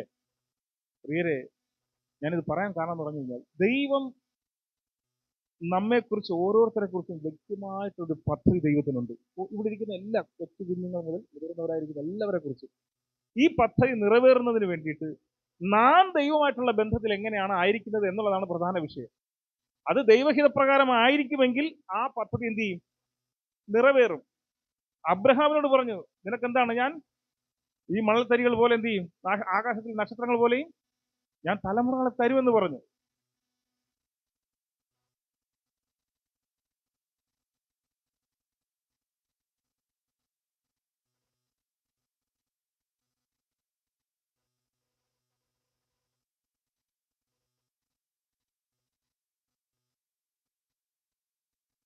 സാറേ, സമപ്രായക്കരാണല്ലേ? അപ്പൊ അപ്പൊ ഞാനിത് പറയാൻ കാരണം എന്ന് വെച്ച് കഴിഞ്ഞാൽ, ഇവിടെ അതുവരെ സഹിക്കാനുള്ള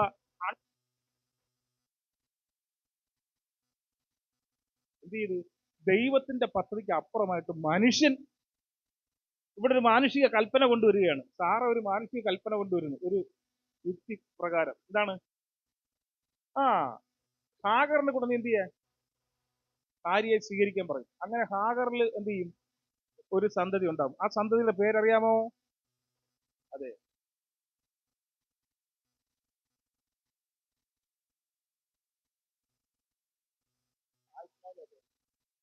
അത് ഇസ്മായിൽ. ഇത് ഈ കൂടെ ചേർക്കണം, ഇസ്മായിൽ.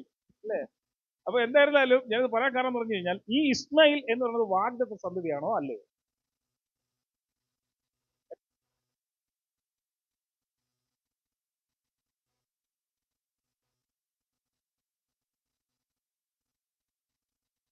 എന്നാണ് അവർ പഠിക്കുന്നത്.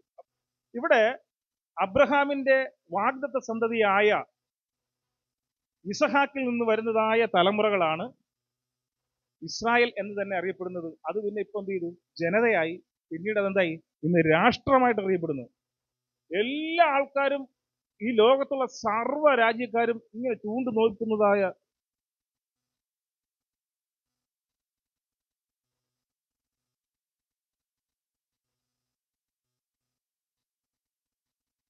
ഇസ്രായേലിനെ സപ്പോർട്ട് ചെയ്തിരിക്കുന്ന അമേരിക്കയ്ക്ക് വിവിധ രാജ്യങ്ങളിലായിട്ട് എന്തുണ്ട്?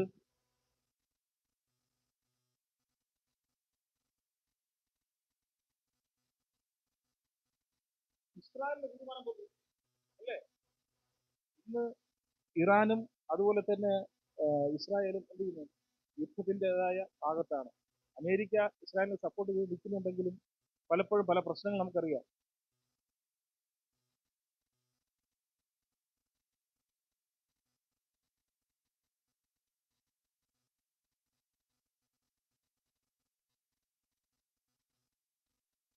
ഒരിക്കൽ ഇങ്ങനെ ഒരു സംഭവം ഉണ്ടായി. തൊഴിലുറപ്പിന് പോകാൻ നിന്നതായ സഹോദരി കൂട്ടുകാരി വിളിച്ചു പറഞ്ഞ്, ഇടിയേ ഇന്ന് ഞാൻ വരുന്നില്ല.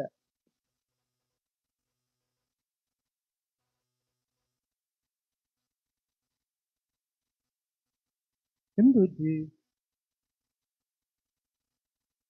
അത് ഇപ്പോൾ മുതൽ റേഷൻ കടയിൽ സാധനം കൊടുക്കണം, എന്ത് ചെയ്യണം?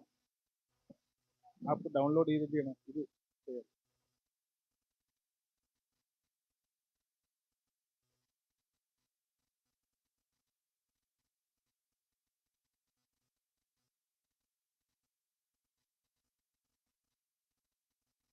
ഞാനിത് പറയാൻ കാരണം എന്ന് പറഞ്ഞു കഴിഞ്ഞാൽ, ഇന്ന് ഒരു വ്യക്തി കേൾക്കുന്നതെന്ന്, ഗ്രഹിക്കുന്നതെന്ന്, പ്രവർത്തിക്കുന്ന എന്താണ്?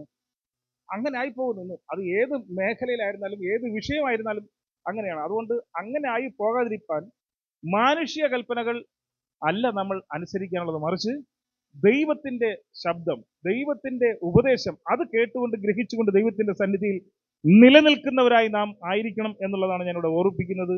വീണ്ടും പറയുന്നു, അപ്പോസ്തല പ്രവൃത്തികൾ അതിന്റെ 2-ാം അധ്യായം അതിന്റെ 41-42 വാക്യങ്ങളിൽ അവിടെ നല്ലൊരു ഉപദേശം കേട്ടു. അവിടെ അവർക്ക് എന്താണ് സംഭവിച്ചത് നമുക്ക് നോക്കാം. മനസ്സിലായി. ഇവിടെ അവന്റെ വാക്ക് കേട്ടവർ, അത് കൈക്കൊണ്ടവർ എന്ത് ചെയ്തു? സ്നാനമേറ്റു. അന്ന് 3000-ഓളം പേർ എന്ത് ചെയ്തു? അവനോട് ചേർന്ന്. ഇവിടെ ആരെന്നറിയോ? കർത്താവിന്റെ ദാസനായ അപ്പോസ്തലനായ പത്രോസ് എന്ത് ചെയ്തു? പ്രസംഗിച്ചു. ശക്തമായ രീതിയിൽ ദൈവത്തിന്റെ ആത്മാവിനാൽ പ്രസംഗിച്ചതായ പത്രോസ് വെറും മീൻപിടുത്തക്കാരനെന്ന് മാത്രം ഒരിക്കൽ പലരും മാറ്റി നിർത്തിയതായ വ്യക്തി അല്ലേ? വെറും ഒരു മീൻപിടുത്തക്കാരനാക്കി മാറ്റി നിർത്തിയതായ ഒരു വ്യക്തിയിൽ പരിശുദ്ധാത്മാവിന്റെ പ്രവൃത്തി ഉണ്ടായപ്പോൾ ഒറ്റ പ്രസംഗത്തിൽ 3000 പേർ എന്ത് ചെയ്തു? സ്നാനമേറ്റു. വീണ്ടും അതിന്റെ ബാക്കി 42. ഉപദേശം കേട്ടും അവർ എന്ത് ചെയ്തു? അതായത് ഈ സ്നാനമേറ്റതായ വ്യക്തികൾ എല്ലാവരും തന്നെ അവർ അപ്പോസ്തലന്മാരുടെ എന്ത് ചെയ്തു? ഉപദേശം കേട്ടു. അത് ദൈവത്തിൽ നിന്നുള്ളതാണെന്ന് പൂർണ്ണ ഉറപ്പുള്ളത് കൊണ്ടാണ് അവർ ഈ അപ്പോസ്തലന്മാരുടെ ഉപദേശം കേട്ടത്. വീണ്ടും കൂട്ടായ്മ ആചരിച്ചും. അപ്പൊ ഈ ദൈവിക കൂട്ടായ്മ ആചരിക്കാതെ മാറി നിൽക്കുന്നതായ ഒരു അവസ്ഥ എന്ന് പറഞ്ഞാൽ വളരെയേറെ പരിതാപകരമാണ്. ദൈവത്തിന്റെ കൂട്ടായ്മയിൽ നമ്മൾ എന്ത് ചെയ്യണം? ചേർന്ന് നിൽക്കുന്നവരായിരിക്കണം. കാരണം വഴിതെറ്റിപ്പോയി കഴിഞ്ഞു കഴിഞ്ഞാൽ അത് വലിയ പ്രശ്നമായിട്ട് മാറുമല്ലേ? കാരണം പൈശാചികൻ അവരിൽ എന്ത് ചെയ്യും? തീർച്ചയായിട്ടും പ്രവർത്തിക്കും. അതുകൊണ്ട് കൂട്ടായ്മയിൽ നിന്ന് മാറി നിൽക്കുന്നവരായിട്ടല്ല, കൂട്ടായ്മയിൽ ചേർന്ന് നിൽക്കുന്നവരായിട്ട് നിലനിൽക്കണമെന്ന് ദൈവം ആഗ്രഹിക്കുകയാണ്. വീണ്ടും പറഞ്ഞു, കൂട്ടായ്മ ആചരിച്ചും അപ്പം നുറുക്കിയും പ്രാർത്ഥന കഴിച്ചും പോന്നു. വളരെ ശ്രദ്ധിക്കണമേ, നമ്മുടെ ഈ സഭയെ സംബന്ധിച്ചിടത്തോളം ഉപവാസ പ്രാർത്ഥനയുടെ കുറവ് വളരെ നിഴലിക്കുന്നുണ്ട് ഈ സഭയിൽ. ആകെ ഞാൻ വന്നതിന് ശേഷം നടത്തപ്പെട്ടതായ ഒരു ഉപവാസം എന്ന് പറഞ്ഞാൽ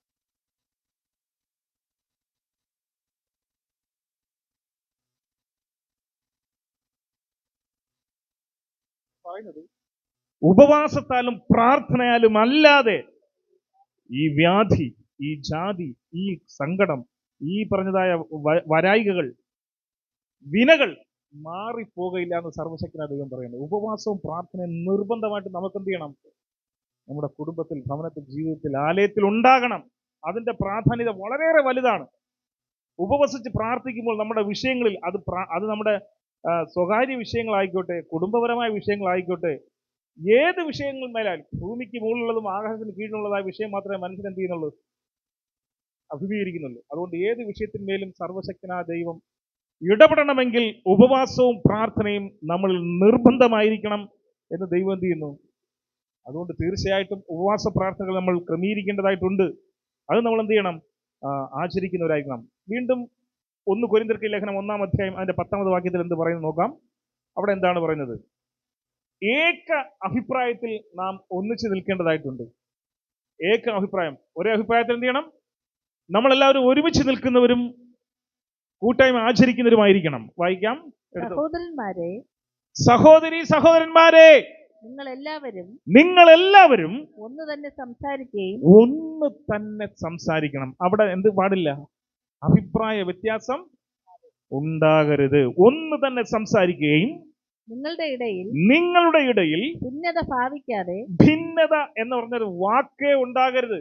അത് ആരിലും ഭാവിക്കരുത്. അത് ആരും ഭവിക്കുകയും ചെയ്യരുത്. അതിനുള്ളതായ ഇടയുണ്ടാക്കരുത്. അതിനുള്ളതായ ദുരവസ്ഥ ഉണ്ടാക്കരുത്. കാരണം നിങ്ങൾ ഇടപെടാതെ പ്രാർത്ഥിപ്പിൻ എന്നാണ് സർവശക്തനായ ദൈവം എന്ത് ചെയ്യുന്നത്? ക്രിസ്തു നമ്മളോട് പറഞ്ഞത് അല്ലേ? അങ്ങനെയാണെങ്കിൽ ഇടവിട്ടാൽ എന്തായിരിക്കും സ്ഥിതി? ഇടപെടാതെ പ്രാർത്ഥിക്കാൻ പറഞ്ഞു. പക്ഷെ ഇടയുണ്ടായാൽ അവിടെ മറ്റവൻ കയറി എന്ത് ചെയ്യും?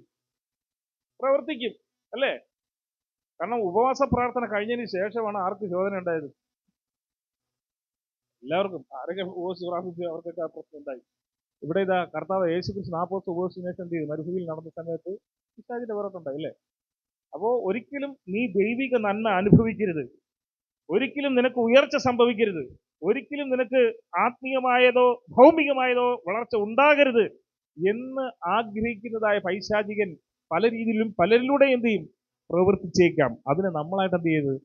ഒരു കാരണവശാലും ഇട കൊടുക്കരുത്. അതുകൊണ്ട് ഇവിടെ പറയുന്നു, സഹോദരന്മാരെ, നിങ്ങൾ എല്ലാവരും ഒന്ന് തന്നെ സംസാരിക്കുകയും നിങ്ങളുടെ ഇടയിൽ ഭിന്നത ഭാവിക്കാതെ ഏക മനസ്സിൽ, ഒരേ മനസ്സിലായിരിക്കണം. ഏക മനസ്സിലും ഏക അഭിപ്രായത്തിലും യോജിച്ചിരിക്കുകയും വേണമെന്ന് ഞാൻ നമ്മുടെ കർത്താവായ യേശുക്രിസ്തുവിന്റെ നാമം ചൊല്ലി എന്ത് ചെയ്യുന്നു? പ്രബോധിപ്പിക്കുന്നു. അപ്പോ ആ ഒരു പ്രബോധനം അപ്പോസ്തലനായ പൗലോസ് എന്ത് ചെയ്യുന്നു? സഭകൾക്ക് കൊടുക്കുകയാണ് ചെയ്യുന്നത് അല്ലേ? ഒരേ അഭിപ്രായത്തിൽ നമ്മൾ ഒരേ രീതിയിൽ എന്ത് ചെയ്യണം? എപ്പോഴും ഒരുമിച്ച് തന്നെ നിൽക്കണം എന്ന് ദൈവം നമ്മെക്കുറിച്ച് ആഗ്രഹിക്കുന്നു. അത് നാം നടപ്പിലാക്കാൻ ശ്രമിക്കുന്നവരായിരിക്കണം. വീണ്ടും വായിക്കാം. ഈ 1 യോഹന്നാൻ അതിന്റെ 1-ാം അധ്യായം അതിന്റെ 6-7 വാക്യങ്ങൾ എന്താണ് പറയുന്നത്? 1 യോഹന്നാൻ 1-ന്റെ 6-7 വാക്യങ്ങൾ.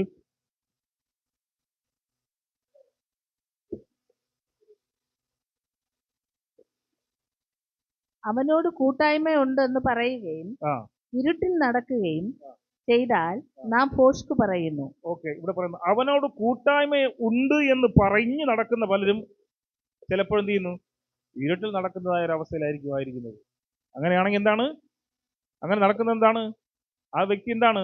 ഭോഷ്ക് സംസാരിക്കുന്നു, അല്ലെങ്കിൽ ഭോഷ്ക് പ്രവർത്തിക്കുന്നു. അവനോട് കൂട്ടായ്മ ഉണ്ടെന്ന് പറയുകയും ഇരുട്ടിൽ നടക്കുകയും ചെയ്യുന്ന നാം എന്ത് ചെയ്യുന്നു? ഭോഷ്ക് സംസാരിക്കുന്നു, സത്യം പ്രവർത്തിക്കുന്നതുമില്ല. അവരിൽ ഈ വചന സത്യം എന്നുള്ളത് എന്ത് ചെയ്യുന്നല്ലോ നമുക്ക് കാണാൻ സാധിക്കില്ല. അവർ സത്യം പറയില്ല, സത്യം സംസാരിക്കുകയില്ല, സത്യം പ്രവർത്തിക്കുകയുമില്ല. വീണ്ടും അവൻ വെളിച്ചത്തിൽ ഇരിക്കുന്നത് പോലെ, സർവശക്തനായ ദൈവം വെളിച്ചത്തിൽ ഇരിക്കുന്നത് പോലെ നാം വെളിച്ചത്തിൽ നടക്കുന്നു. എങ്കിൽ നമുക്ക് തമ്മിൽ കൂട്ടായ്മയുണ്ട്. അങ്ങനെയെങ്കിൽ നമുക്ക് തമ്മിൽ എന്തുണ്ട്? കൂട്ടായ്മയുണ്ട്. അവന്റെ പുത്രനായ യേശുവിന്റെ രക്തം, അവന്റെ പുത്രനായ യേശു ക്രിസ്തുവിന്റെ രക്തം സകല പാപവും പോക്കി നമ്മെ ശുദ്ധീകരിക്കുന്നു.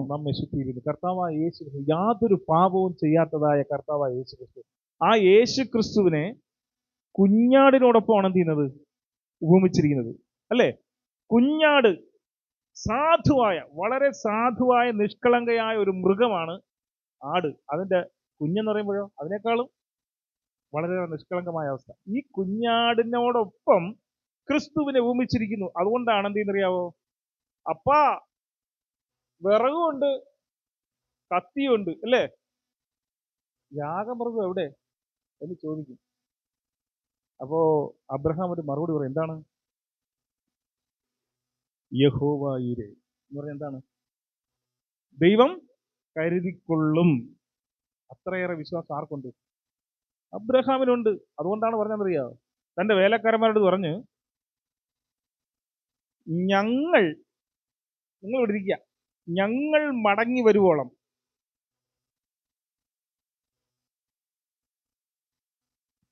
വിശ്വാസം ആർക്കുണ്ട്? കാരണം ആ അബ്രഹാമിനോട് ദൈവം പറഞ്ഞിട്ടുണ്ട്, എന്താണ്?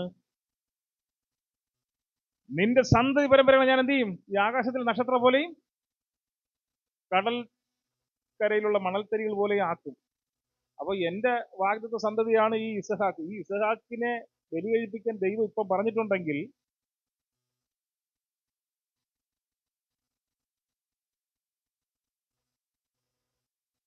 നിന്റെ സന്തതി പരമ്പര, അനുഗ്രഹിക്കപ്പെട്ട സന്തതി പരമ്പരകളെ കാര്യമാണ് ഇവിടെ ഉദ്ദേശിക്കുന്നത്, അല്ലേ?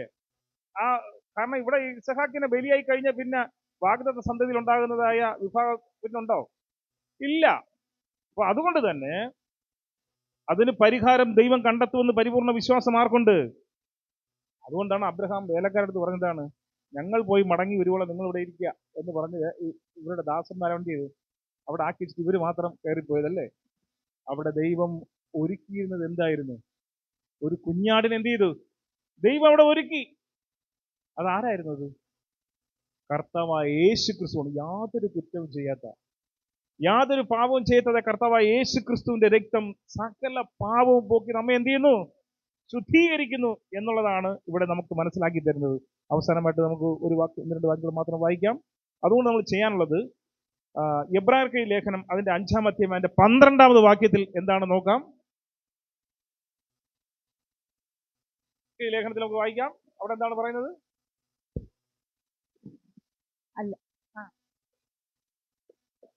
എബ്രായർക്ക് ലേഖനം 5:12. അത് തന്നെ കാലം നോക്കിയാൽ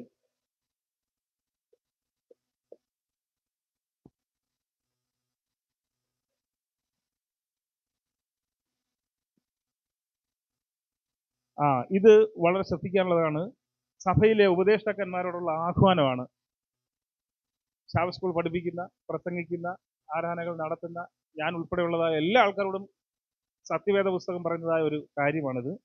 ഉപദേഷ്ടാന്മാർക്കുള്ളതായ ആഹ്വാനം എന്താണ് പറയുന്നത്? കാലം നോക്കിയാൽ ഇപ്പോൾ ഉപദേഷ്ടാക്കന്മാർ ആയിരിക്കേണ്ടുന്ന നിങ്ങൾക്ക് ദൈവത്തിന്റെ അരുളപ്പാടുകളെ,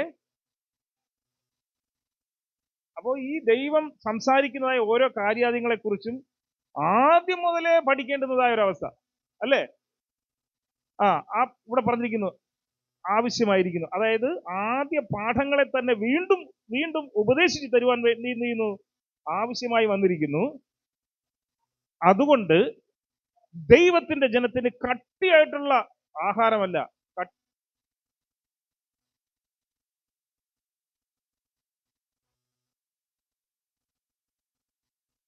ട്രിവാൻഡ്രം സ്പെഷ്യൽ എന്ന് പറഞ്ഞൊരു ഭക്ഷണമുണ്ട്, അറിയോ? ഗോതമ്പുണ്ട്. കട്ടിയായിട്ടുള്ള ആഹാരമല്ല, മറിച്ച് എന്ത് ചെയ്യണം?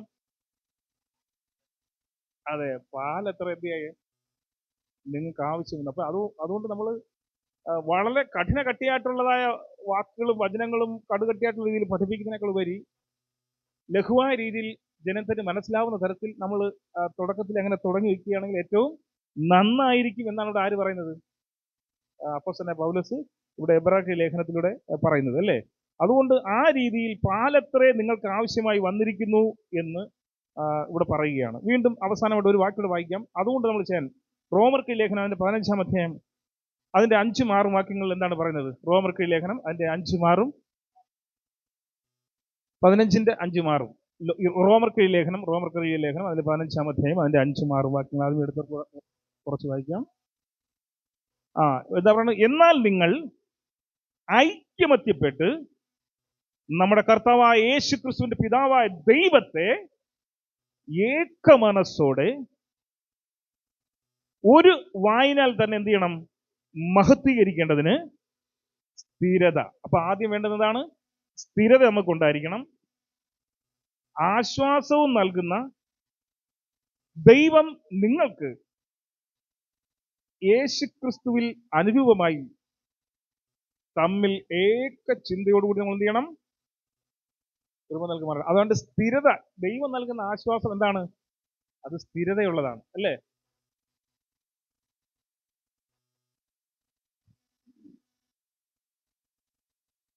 പൗലോസിനെ സ്നാനപ്പെടുത്തിയത് ആര്? അപ്പോസ്തലനായ പൗലോസിനെ. അതെ, അതാ പറഞ്ഞ ഉത്തരം. ആരാണ് സ്നാനപ്പെടുത്തിയത്? അനന്യാസ്. ഈ അനന്യാസ് അപ്പോസ്തലനായ പൗലോസിനെ മേൽ കൈവച്ച് പ്രാർത്ഥിച്ചപ്പോൾ എന്താണ് സംഭവിച്ചത്? അവന്റെ കണ്ണിലുള്ള ആ കാഴ്ചക്കുറവ് ചെതുമ്പല് പോലെ എന്ത് ചെയ്തു? അടന്നുപോയെന്ന് പറഞ്ഞു. ബൈബിൾ പഠനം നടത്തുന്നതായ ബൈബിൾ പണ്ഡിതന്മാർ അപ്പോസ്തലനായ പൗലോസ് തന്നെ ദൈവത്തിനോട് പ്രാർത്ഥിക്കുന്നതായ സന്ദർഭത്തിൽ ഒരു കാര്യം പറയാം. എന്താണ്? എന്നിലൊരു എന്തുണ്ട്? ശൂലം. പല പണ്ഡിതന്മാരും പല രീതിയിലുള്ള അഭിപ്രായമാണ്. അതെ,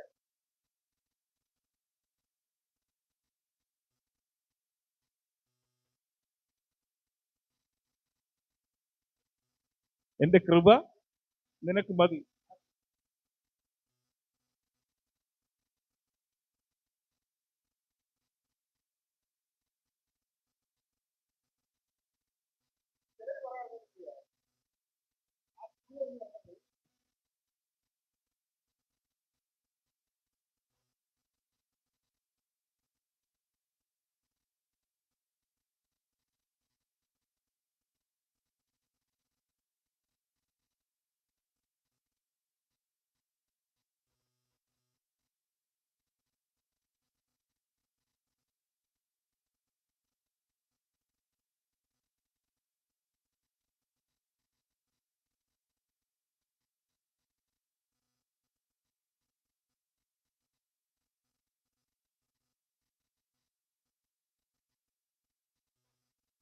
ഒരു ശൂലം ഉണ്ടായിരുന്നു എന്നുള്ളത് എന്താണ്? പൗലോസ് തന്നെ സാക്ഷ്യപ്പെടുത്തുന്നുണ്ട്, അല്ലേ? അപ്പോൾ തീർച്ചയായിട്ടും എത്ര ഭക്തന്മാരായി ദൈവസന്നിധിയിലായിരിക്കുന്നവരിലും അവരിൽ ഒരു ശൂലം ഉണ്ടായിരിക്കും. അത് എന്തിനാണെന്ന് ചോദിച്ചു കഴിഞ്ഞാൽ, ഇവർ എല്ലായ്പ്പോഴും ദൈവത്തിൽ തന്നെ എന്ത് ചെയ്യണം? ആ നിലനിൽക്കുന്നതിന് വേണ്ടിയിട്ട് തന്നെയാണ് അത്തരത്തിലുള്ളതായ ഒരു ഇടപെടൽ ദൈവം ചെയ്തിരിക്കുന്നത്. എന്ന് പറഞ്ഞിട്ട് എല്ലാവരെയും അല്ല താനും. ഇവിടെ അതുകൊണ്ടാണ് പറഞ്ഞത്, സ്ഥിരതയോടുകൂടിയുള്ളതായ ആശ്വാസം നമുക്ക് തരുന്നതായ സർവശക്തനായ ദൈവം മാത്രമേ ഉള്ളൂ. ആ ക്രിസ്തുവിൽ അഭയപ്പെട്ടുകൊണ്ട് ഉപവാസത്താലും പ്രാർത്ഥനയാലും നമ്മുടെ ആവശ്യങ്ങൾ സ്തോത്രത്തോടെ ദൈവത്തിന്റെ സന്നിധിയിൽ അർപ്പിക്കുന്നതിന് വേണ്ടിയിട്ട് വേഗത്തിൽ തന്നെ നമുക്കും ഈ ആലയത്തിൽ ഒരു ഉപവാസം പ്രാർത്ഥന ക്രമീകരിച്ചുകൊണ്ട് ദൈവത്തിന്റെ സന്നിധിയിൽ ആയിരിക്കാനുള്ളതായ കൃപാവരം സർവശക്തനായ ദൈവം നമുക്ക് ഏവർക്കും നൽകട്ടെ. അനേകം പേർ രോഗികളായിട്ട്, അനേകം പേർ ഹോസ്പിറ്റലൈസ്ഡ് വിഷയങ്ങളൊക്കെ ആയിട്ട് ഉള്ളതുണ്ട്. അതുകൊണ്ട് തന്നെ നമുക്ക് ദിവസം ക്രമീകരിക്കപ്പെട്ടുകൊണ്ട് ഒരു ഉപവാസം നമുക്ക് എന്ത് ചെയ്യണം? ഈ ആലയത്തിൽ വീണ്ടും വെക്കേണ്ടതായിട്ടുണ്ട്. പലതരത്തിലുള്ളതായ ശോധനകളും പ്രയാസങ്ങളൊക്കെ നമ്മുടെ ജീവിതത്തിൽ വരുന്നുണ്ട്. ഉപവാസത്താലും പ്രാർത്ഥനയാലും അല്ലാതെ എന്തെത്തില്ല, ഇതൊന്നും മാറിപ്പോകയില്ല എന്നുള്ള സത്യം നമ്മൾ ഉൾക്കൊണ്ടുകൊണ്ട് തന്നെ അതിനുള്ളതായ സാധ്യത സർവശക്തനായ ദൈവം തരട്ടെ എന്ന് മാത്രം പറഞ്ഞുകൊണ്ട് ഞാൻ തിരുവചന ഭാഗത്ത് നിന്ന് ഇരുന്നുകൊള്ളുന്നു. ദൈവം നമ്മെ ധാരാളമായി അനുഗ്രഹിക്കുമാറാകട്ടെ.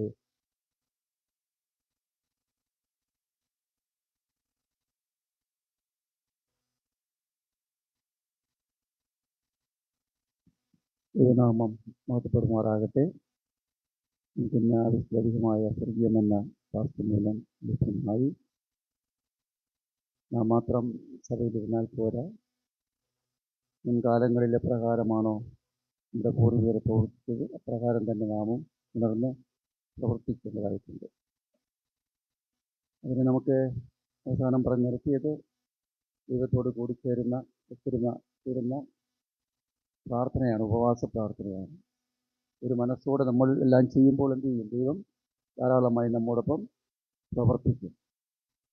അതിലേക്കായി നമുക്ക് ഒത്തൊരുമിക്കാം. വചനം സൂക്ഷിച്ച പാസ്റ്ററെ ദൈവം ധാരാളമായി അനുഗ്രഹിക്കട്ടെ. നമ്മുടെ ആരാധനയുടെ അവസാനമായിട്ട് നമുക്ക് ഏവർക്കും നിന്ന് നമ്മുടെ പാഠ്യപുസ്തകത്തിൽ 612, പഴയ പാഠ്യപുസ്തകത്തിൽ 612, സർവവും യേശുനാഥനായി സമർപ്പണം ചെയ്തിടുന്ന സ്നേഹമോടെ ഞാൻ എന്നതാണ്. ഒരു മനസ്സോടെ നമുക്ക് ആലപിക്കാം.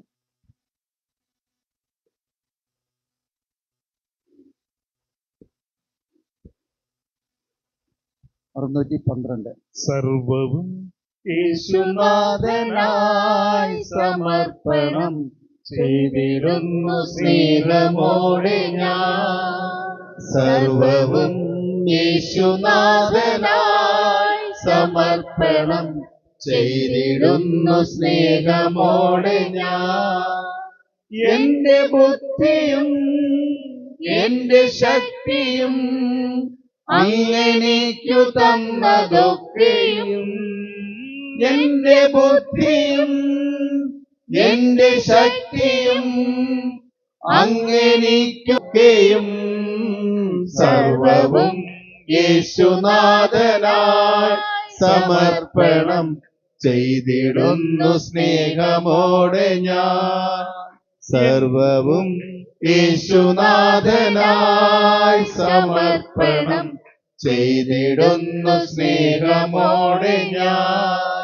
എന്റെ രോഗവും എന്റെ സൗഖ്യവും അങ്ങനെക്കു തന്നതൊക്കെയും.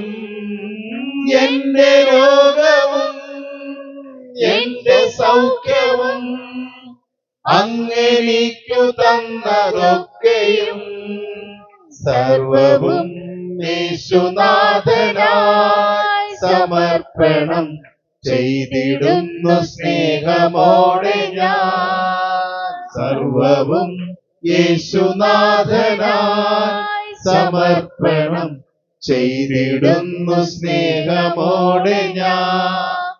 എന്റെ കീർത്തിയും എൻ പുകഴ്ചയും അങ്ങനെക്കു തന്നതൊക്കെയും. എന്റെ കീർത്തിയും എൻ പുകഴ്ചയും അങ്ങനെക്കു തന്നതൊക്കെയും സർവവും യേശുനാഥനായി സമർപ്പണം ചെയ്തിടുന്നു സ്നേഹമോടെ ഞാൻ. സർവവും യേശുനാഥനായി സമർപ്പണം ചെയ്തിടുന്നു സ്നേഹമോടെ ഞാൻ. എന്റെ ശബ്ദവും എൻ ധ്വനികളും അങ്ങനെക്കു തന്നതൊക്കെയും.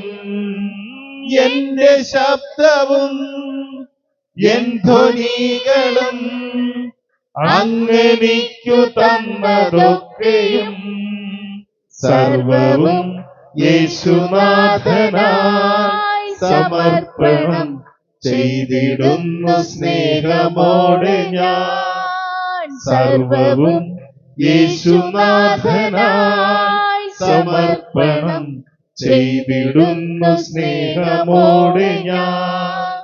എന്റെ സമ്പത്തും എന്റെ നിത്യയും അങ്ങനെക്കു തന്നതൊക്കെയും. എന്റെ സമ്പത്തും എന്റെ നിത്യയും അങ്ങനെക്കു തന്നതൊക്കെയും സർവവും യേശുനാഥനായി സമർപ്പണം ചെയ്തിടുന്നു സ്നേഹമോടെ ഞാൻ. സർവവും യേശുനാഥനായി സമർപ്പണം ചെയ്യുന്നു സ്നേഹമോടെ ഞാൻ. എന്റെ ആയുസ്സും എന്റെ ഭാവിയും അങ്ങനെക്കു തന്നതൊക്കെയും. എന്റെ ആയുസ്സും എന്റെ ഭാവിയും അങ്ങനെക്കു തന്നതൊക്കെയും സർവവും യേശുനാഥനായി സമർപ്പണം ചെയ്തിടുന്നു സ്നേഹമോടെ ഞാൻ. സർവവും യേശുനാഥനായി സമർപ്പണം ചെയ്തിടുന്നു സ്നേഹമോടെ ഞാൻ.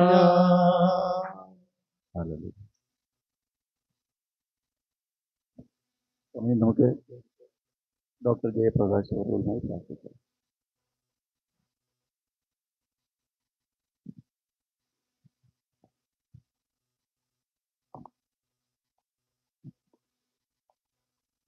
സ്തോത്രം പ്രാർത്ഥിക്കുന്നു. മഹാപരിശുദ്ധനും നിത്യനും നീതിമാനുമായി ഞങ്ങളുടെ വാഴ്ത്തപ്പെട്ട ദൈവമേ, സ്വർഗീയ പിതാവേ, കർത്താവ് ഞങ്ങൾക്ക് നല്ലൊരു ആരാധന അങ്ങയുടെ മുമ്പാകെ കർത്താവ് ഒരു മനസ്സോടെ ആയിരുന്നുകൊണ്ട് ഞങ്ങൾക്ക് ആരാധിക്കുവാനും അങ്ങയെ മഹത്വപ്പെടുത്തുവാനും ഞങ്ങൾക്ക് അങ്ങ് ചെയ്ത നന്മകൾക്ക് നന്ദിയുള്ളവരായി എൻ്റെ മുമ്പാകെ സ്തോത്ര കാഴ്ചയായി കടന്നു വരുവാൻ അവിടെ ഇടയാക്കിയതിനായി സ്തുതിക്കുന്നു, സ്തോത്രം ചെയ്യും. ഈ ആരാധനയുടെ ആരംഭം മുതൽ അവസാനം വരെ അങ്ങയുടെ പരിശുദ്ധാത്മാവിനാൽ അവിടെ നിയന്ത്രിച്ചതിനായി സ്തോത്രം. കർത്താവ് ഞങ്ങൾ നല്ലവണ്ണം അങ്ങയുടെ വചനത്തിൽ ഉറച്ച് കർത്താവ് നല്ലവണ്ണം വേരുവെന്ന് ഞങ്ങൾ വളർന്ന് അങ്ങയുടെ രാജ്യത്തിന് നല്ല സാക്ഷികളായി, നല്ല മക്കളായി, നല്ല ദാസന്മാരായിരിക്കാൻ അവിടുന്ന് ഇടയാക്കി. കാരണം എല്ലാവരെയും എത്തിൻ്റെ കരുത്തിലേക്ക് സമർപ്പിക്കുന്നു. ഞങ്ങൾ പിരിയാബന്ധം അങ്ങനെ സാന്നിധ്യം കൂടുതൽ വരുന്നുണ്ട്. ഞങ്ങൾക്ക് വേണ്ടി കാൽവരി യാഗമായി കർത്താവെ അങ്ങ് 3-ാം നാൾ ഉയർത്തെഴുന്നേറ്റ് സ്വർഗത്തിൽ ഞങ്ങൾക്ക് പിതാവിൻ്റെ മുന്നിൽ മധ്യസ്ഥനായിരിക്കുന്നു. അങ്ങയുടെ നാമത്തിൽ ഞങ്ങൾ അപേക്ഷിക്കുമ്പോൾ ഞങ്ങളുടെ പ്രാർത്ഥനയ്ക്ക് ഉത്തരമെല്ലാം സ്വർഗീയ പിതാവ്. ഞങ്ങളുടെ പിതാവേ, തിരുനാമം ശുദ്ധീകരിക്കപ്പെടണമേ, തിരുരാജ്യം വരണമേ, തിരുവിഷ്ടം സ്വർഗ്ഗത്തിലെ പോലെ ഭൂമിയിലാകണമേ. ഞങ്ങൾക്ക് ആവശ്യമുള്ള ആഹാരം ഞങ്ങൾക്ക് തരണമേ. ഞങ്ങളുടെ കടക്കാർ ഞങ്ങൾ ക്ഷമിക്കുന്നത് പോലെ ഞങ്ങളുടെ പാപക്കടങ്ങൾ ഞങ്ങളോട് ക്ഷമിക്കണമേ. ഞങ്ങളെ പരീക്ഷയിൽ കടത്താതെ എന്തുകൊണ്ടുള്ള രാജ്യവും ശക്തിയും മഹത്വവും ആശീർവാദം. പിതാവായ ദൈവത്തിന്റെ സ്നേഹവും പുത്രനായ യേശുക്രിസ്തുവിന്റെ കൃപയും നമ്മെ ഏവരെയും ആശ്വസിപ്പിക്കുന്ന പരിശുദ്ധാത്മാവിന്റെ സംസർഗവും സഹവാസവും കൂട്ടായ്മയും കാവലും പ്രാർത്ഥിച്ചതായ എല്ലാ വിഷയങ്ങളോടും ഇവിടെ ആയിരിക്കുന്ന എല്ലാ ദൈവജനത്തോടും ഈ ദേശത്തോടും ദേശവാസികളോടും ഈ ആലയത്തോടും ഇന്നു മുതൽ എന്നേക്കും ഉണ്ടായിരിക്കുമാറാകട്ടെ. ആമേൻ.